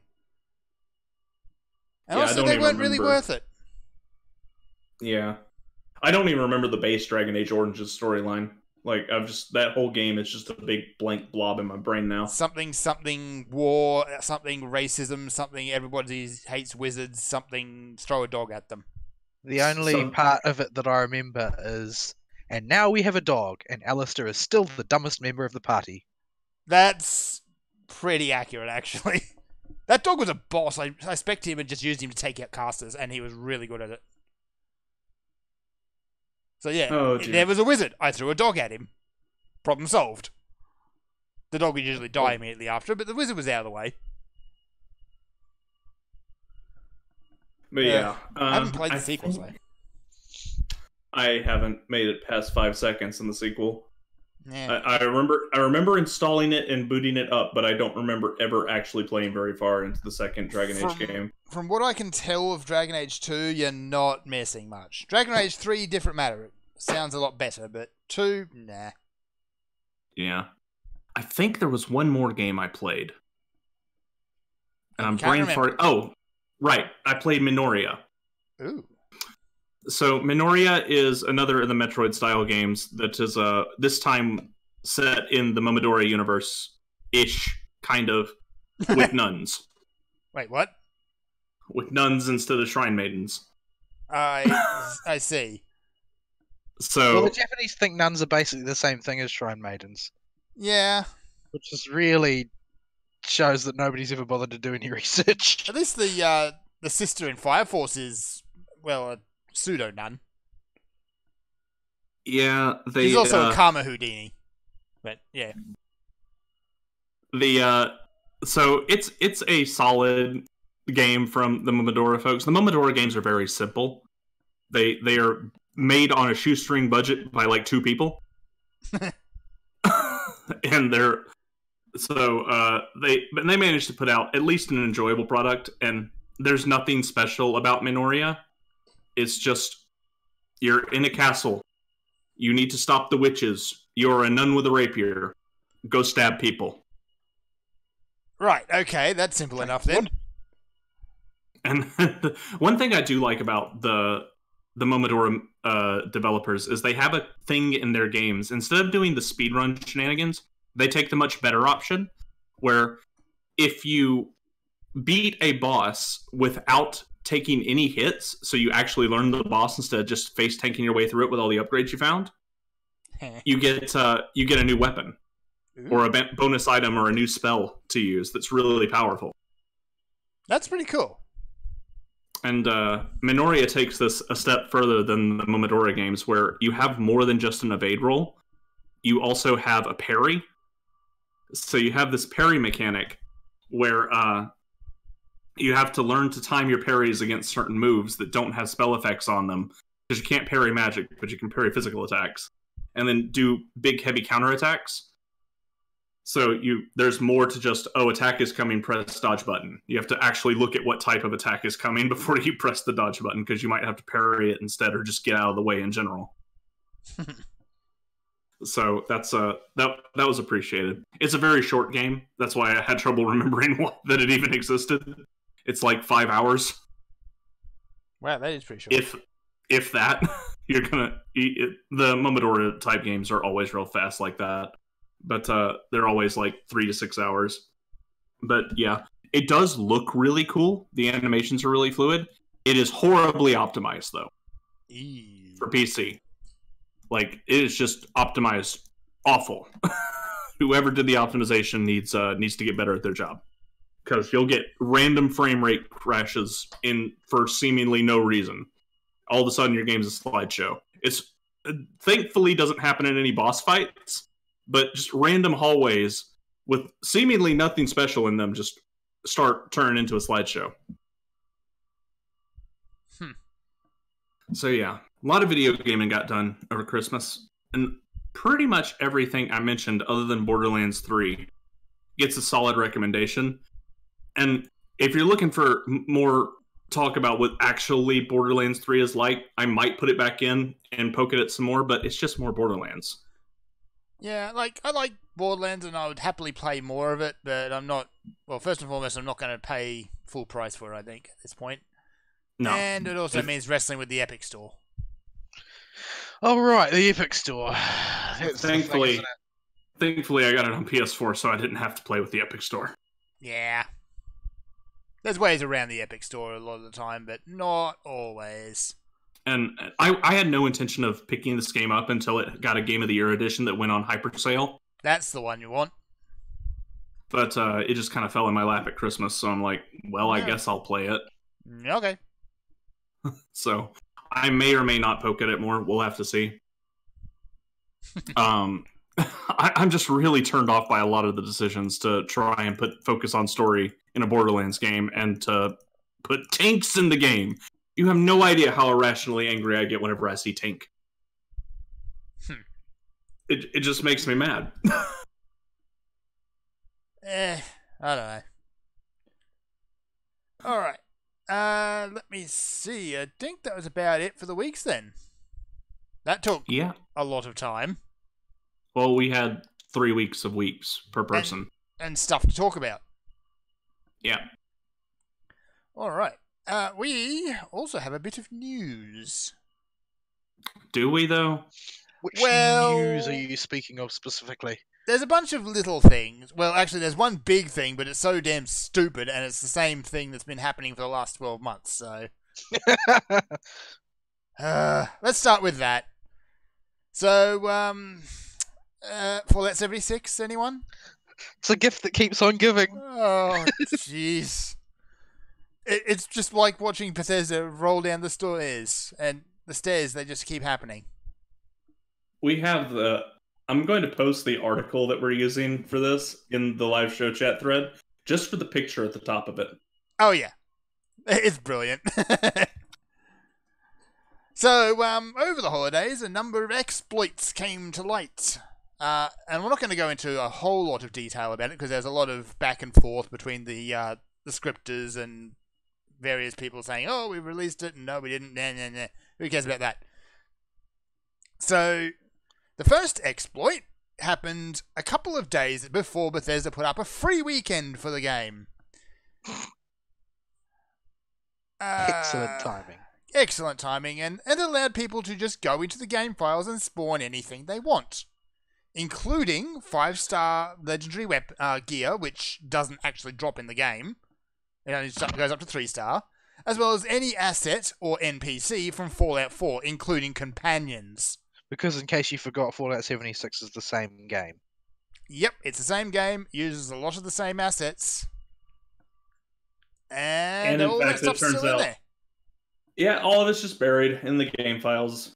I think this was actually dug up forever ago, but the fact that it's now impacting the game world is just infinitely funnier than it just existing. Like that, a lot of people knew that the assets were in the game right from the very beginning, but only just recently figured out how to put things in. So suddenly you have people spawning the freaking Pridwin, which is a giant stonking airship. I heard that there was a group of hackers who were using it as a mobile base. Yeah. I mean, if you could spawn it, why wouldn't you? So that got fixed with Bethesda coming ahhing about it. You say that, but it is an open question as to whether this is a new exploit that was discovered, or whether it was something that they introduced by attempting to fix something else. Because it seems that each time they fix a bug, the next one that they introduce in the process is even larger. Yes, yep, it is. So for now, and at least they say they fixed it, but all that means is it could have fixed this method particularly of doing so. So it'll might be a matter of time until someone figures out another way to do it. So, following on that, the next hat popped up immediately afterwards, and this one being basically you're allowed to hack into the game and treat other players like containers and take all their stuff, including quest items and their Pip-Boy, so they can't access the UI, or their atomic stuff shop. Damn it. Yeah, anyway, shop stuff, words, hard. Anything you could think you could take. And there was absolutely nothing they could do about it. How are they so bad? Well, seriously. They haven't fixed that one yet. Well, at least they haven't completely fixed it. How is it even possible to be this bad at your job?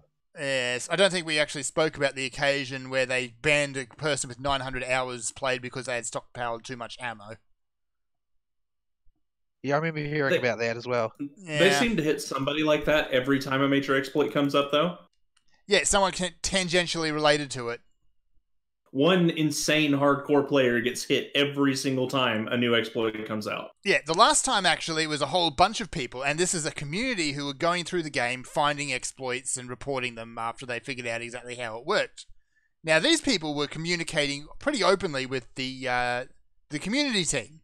But the community team and the people who are actually handing out the bans, as well as the back-end team, don't communicate at all. So, okay, the community team knew these people were trying to do the right thing, but doesn't matter, because they got banned anyway. I like to imagine it's just Todd walking in the room, sees his community team talking to people that are talking about exploits, like, ban them, or you're fired. And then he walks out singing It Just Works. Pretty much. Yeah. Todd is so easy to make out to be the comic book villain in all this that it's not even funny. It's actually just comical. Hilarious. It is funny. Like, at the end of it all, you even had Bethesda at the end of the day patting themselves on the back and saying it was a successful year for Fallout 76. I don't see the definition of a failure. Well, a failure would be if people would actually stopped playing the sodding game. Yeah, well, there's people who really do like the game, and there is fun to be had in it. But it's wrapped up in it's more like there's fun to be had in spite of its best efforts to prevent you from having fun. Yeah, that's probably it. Like, yeah, there's people there who are really still hooked on it, and they are determined to have their fun with the game. More power to those people, but I'm sorry, but it's only a matter of time until you get banned for something stupid. And you cray-cray. Yeah, a little bit cray-cray. There are better mediums for enjoying time with your friends, people. Fallout 4 is there, as is Fallout Nexus. Put the two together and you have infinite fun. Also boobs.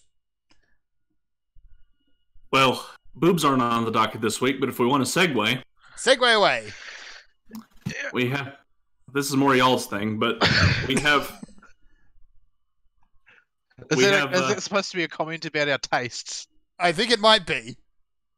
We can treat it as that if you want, but I don't really want you certainly to. It's about Yakataro and evidently Yoshi P's tastes.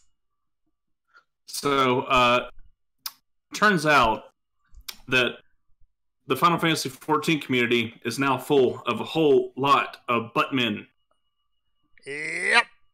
So, with the latest patch, we got a new dungeon with an absolute banging soundtrack, by the way. But this new dungeon gives 2B's gear, which you can be put onto your character and dress up like your whatever she's supposed to be. As part of it, the pants for 2B's armor generously enlarge the buttocks to be more appropriate to 2B. Well, it wouldn't be 2B otherwise. It would not be 2B without some generous junk in the trunk, yes. So, apparently there was a bug that removed the Tuchus enlargement, and there was a massive outcry. Well, it was because they were trying to solve some issues, wasn't it? It wasn't because they were just trying to censor It's because whenever a character would sit down with said enlarged buttocks, the said buttocks would protrude through chairs and clothing. Incidentally, by the way, the enlarged buttocks is also on male characters as well. Because of course it is. So equal opportunity generation, man. Yeah. So yeah, it's just a way from Yoshi P's post. It's just the way that the engine works. Like we've known for some time that certain bits of armor will modify the way a character's body is actually shaped, just so it fits. Particularly with hair will disappear under certain hats, or get tied up with certain gear, or that's the most obvious sort of thing. But yeah, you'll get the occasional part that might slightly change the shape of your legs or the width of shoulders or things like that. It's prior to this, it hasn't been anything major. It's just been very small things. And the advantages of this are actually pretty great compared to the World of Warcraft style of doing things, where the main reason that World of Warcraft has such samey gear is that they paint the gear onto the characters, and so they've got to redesign it for every single model, rather than, making minor adjustments to the model to prevent clipping. Yeah.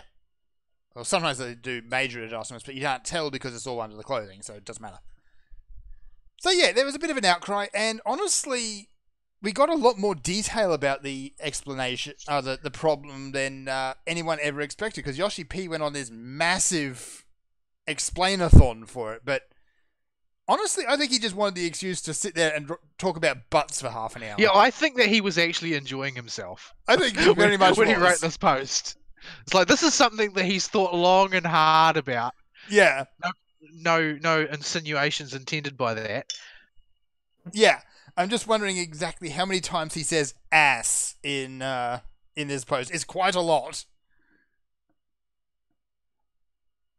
So he seems to have really enjoyed himself being able to both nerd out and talk about butts at the same time.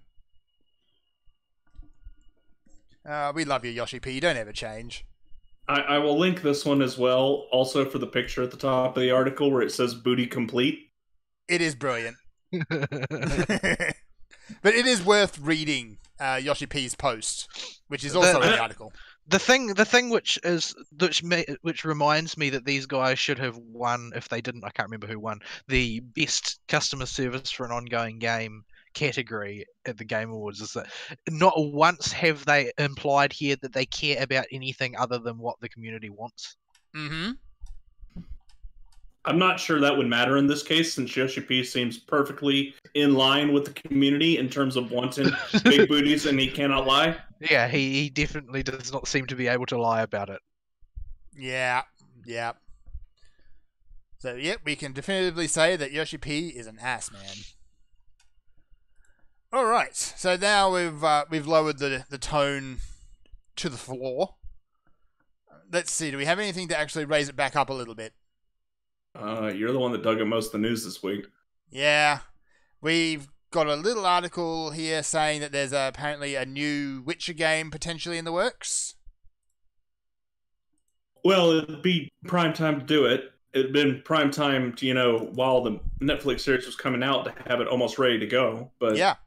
But take what you can get. I watched a little bit of the Netflix series, and it's not all that bad. But honestly, I have bigger gripes, I suppose, with the author of The Witcher in general. Like, I've also read the first book, which is a lot of fun. But I've never seen someone with more lack of concern for their own IP than this guy. I'm not going to try and pronounce it. Well, it was disdain for the medium, ultimately. Yeah. It wasn't just that he had no concern for his IP. It was like he actually thought that the medium was a dead medium, like that the whole concept was dead on arrival. Which just shows that he must have been living under an extraordinarily broad and heavy rock. He sold 8 books in that said medium. So, yeah. Well, it's more like he just didn't think video games were going to sell. He just like, oh, these little video games. Yeah, sure, just give me all my money up front because y'all ain't going to sell anything. Oh, wait a minute. Y'all sold how many? Yeah, give me more money. What do you mean no? Yeah, contracts don't work like that. Yeah. Unless you're in the UK, apparently they do there. But, yeah. He also didn't have a whole lot of caring about what Netflix did with it as well. Yeah, From the bits I've seen, the Netflix series is very close and fairly accurate to the first book. They change a few things. Except that they make Nilfgaardians look like scrotums. Well, yeah. They also add in Yennefer's backstory in there as well. I've seen nothing but praise for the Netflix series, and this immediately makes me not want to watch it. I've seen mixed accounts. I've seen the average account, like if I mash them all together in aggregate, the average account that I'm seeing is that the earlier episodes are really bad, and they get better as they go along, and by the end they manage to tie it up coherently. Yeah, they do. From the little bits I've seen, the series gets a lot better, I suppose, once Jaskier turns up, / Dandelion. They went with his Polish name because I suppose they didn't want to call him Dandelion. Which ultimately means they're calling him Buttercup, apparently, but yeah, anyway. They've done a good job with him. He's kind of that best friend you still want to punch in the face. As he should be. What's and with bards? That's both from the book and from the show, the games. Now that you mention that, I just can't help but draw comparisons between him and Olivier. Yeah, I guess. Well, Olivier positioned himself as a bard, so... Yeah. And you do want to punch him in the face a lot of the time. Yeah, Dandelion, or if I use the pronunciation that the audiobook narrator calls him, Dandelion. Don't ask me where he came up with that. What? Yeah, that's if the latest version of the first book, it's pronounced Dandelion. Well, he's decided that, I expect. I'm assuming so, because he thought that naming a character Dandelion is a bit silly. That's some Hyperbole level shenanigans going on right there. It's like that TV show, Keeping Up Appearances. Yeah, Mr. Bouquet residence. Yes, Bucket. I'm sorry.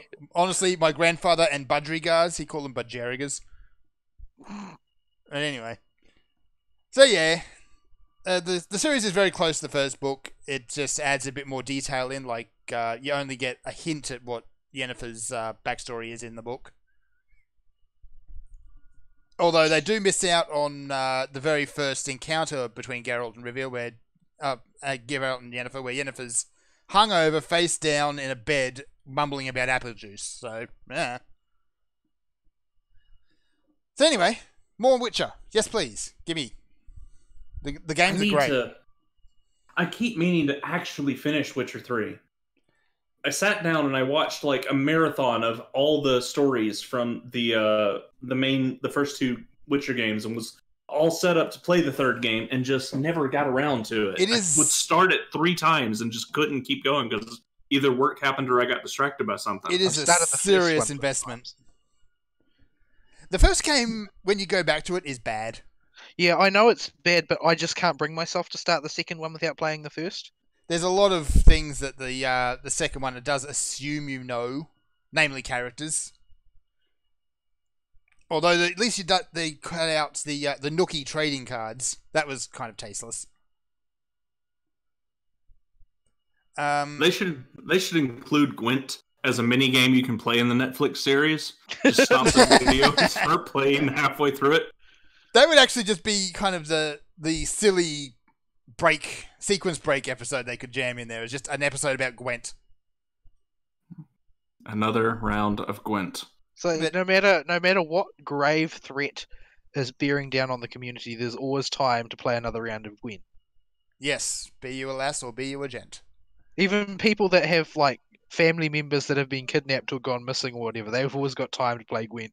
Yeah, the shambling monstrosity in the swamp over there is going to wait. It's fine. But yeah, so yeah, more Witcher game. I'm going to say watch not necessarily the first few episodes of the Witcher series, but maybe one or two of the first ones, and then skip ahead a little bit if you don't. Well, the thing care is, too much. I've heard that you kind of have to watch them. You because do. It's a non-chronological story that everything is supposed to make sense as it gets toward the end, so you can't really skip anything. Yeah, the first book is like that. Like you get little snippets of a story going on, where Geralt's getting patched up immediately after being torn up by what's his name, Foltest's daughter, I believe, breaking her curse, and then it kind of sticks other stories in there, like how he became the Butcher of Blaviken and assorted nonsense with Dandelion and things like that. And pretty sure the series follows the same formula. So yeah, I guess just go and watch it. You'll make up your own mind on it. Although I haven't seen the most of the cast has actually done a very good job. I haven't seen Triss's actor yet though, so we'll see what that does. Anyway, moving on. Another round of Gwent. Another round of Gwent. So, Vol, you're going to be buying a Switch at some point, aren't you? I guess so. I don't really have much of a choice anymore. Yeah. So, I'm not sure how they've done this, but they're making a game based on today's menu for Emiya Family, which is Fate Stay Night cooking show. Yes. Do we even know if it's in English? Probably not. I have no idea. But I first can't and foremost, imagine how it would ever get localized. I have no idea how this can be a game, honestly. It's Shiro and friends talking about recipes for 5 minutes. But aren't there like a bunch of Nintendo cooking games already? Wasn't like Mama's guess. Cooking something, a thing on the DS? Yeah, there's Cooking Mama series as well, and there's what's it, Battle Chef Brigade, which is more of a platformer with cooking attached to it. So I'm not sure. Are you just going to basically do that, where you go out and gather ingredients as a servant and then have Shiro cook them? I don't know. I don't have any idea.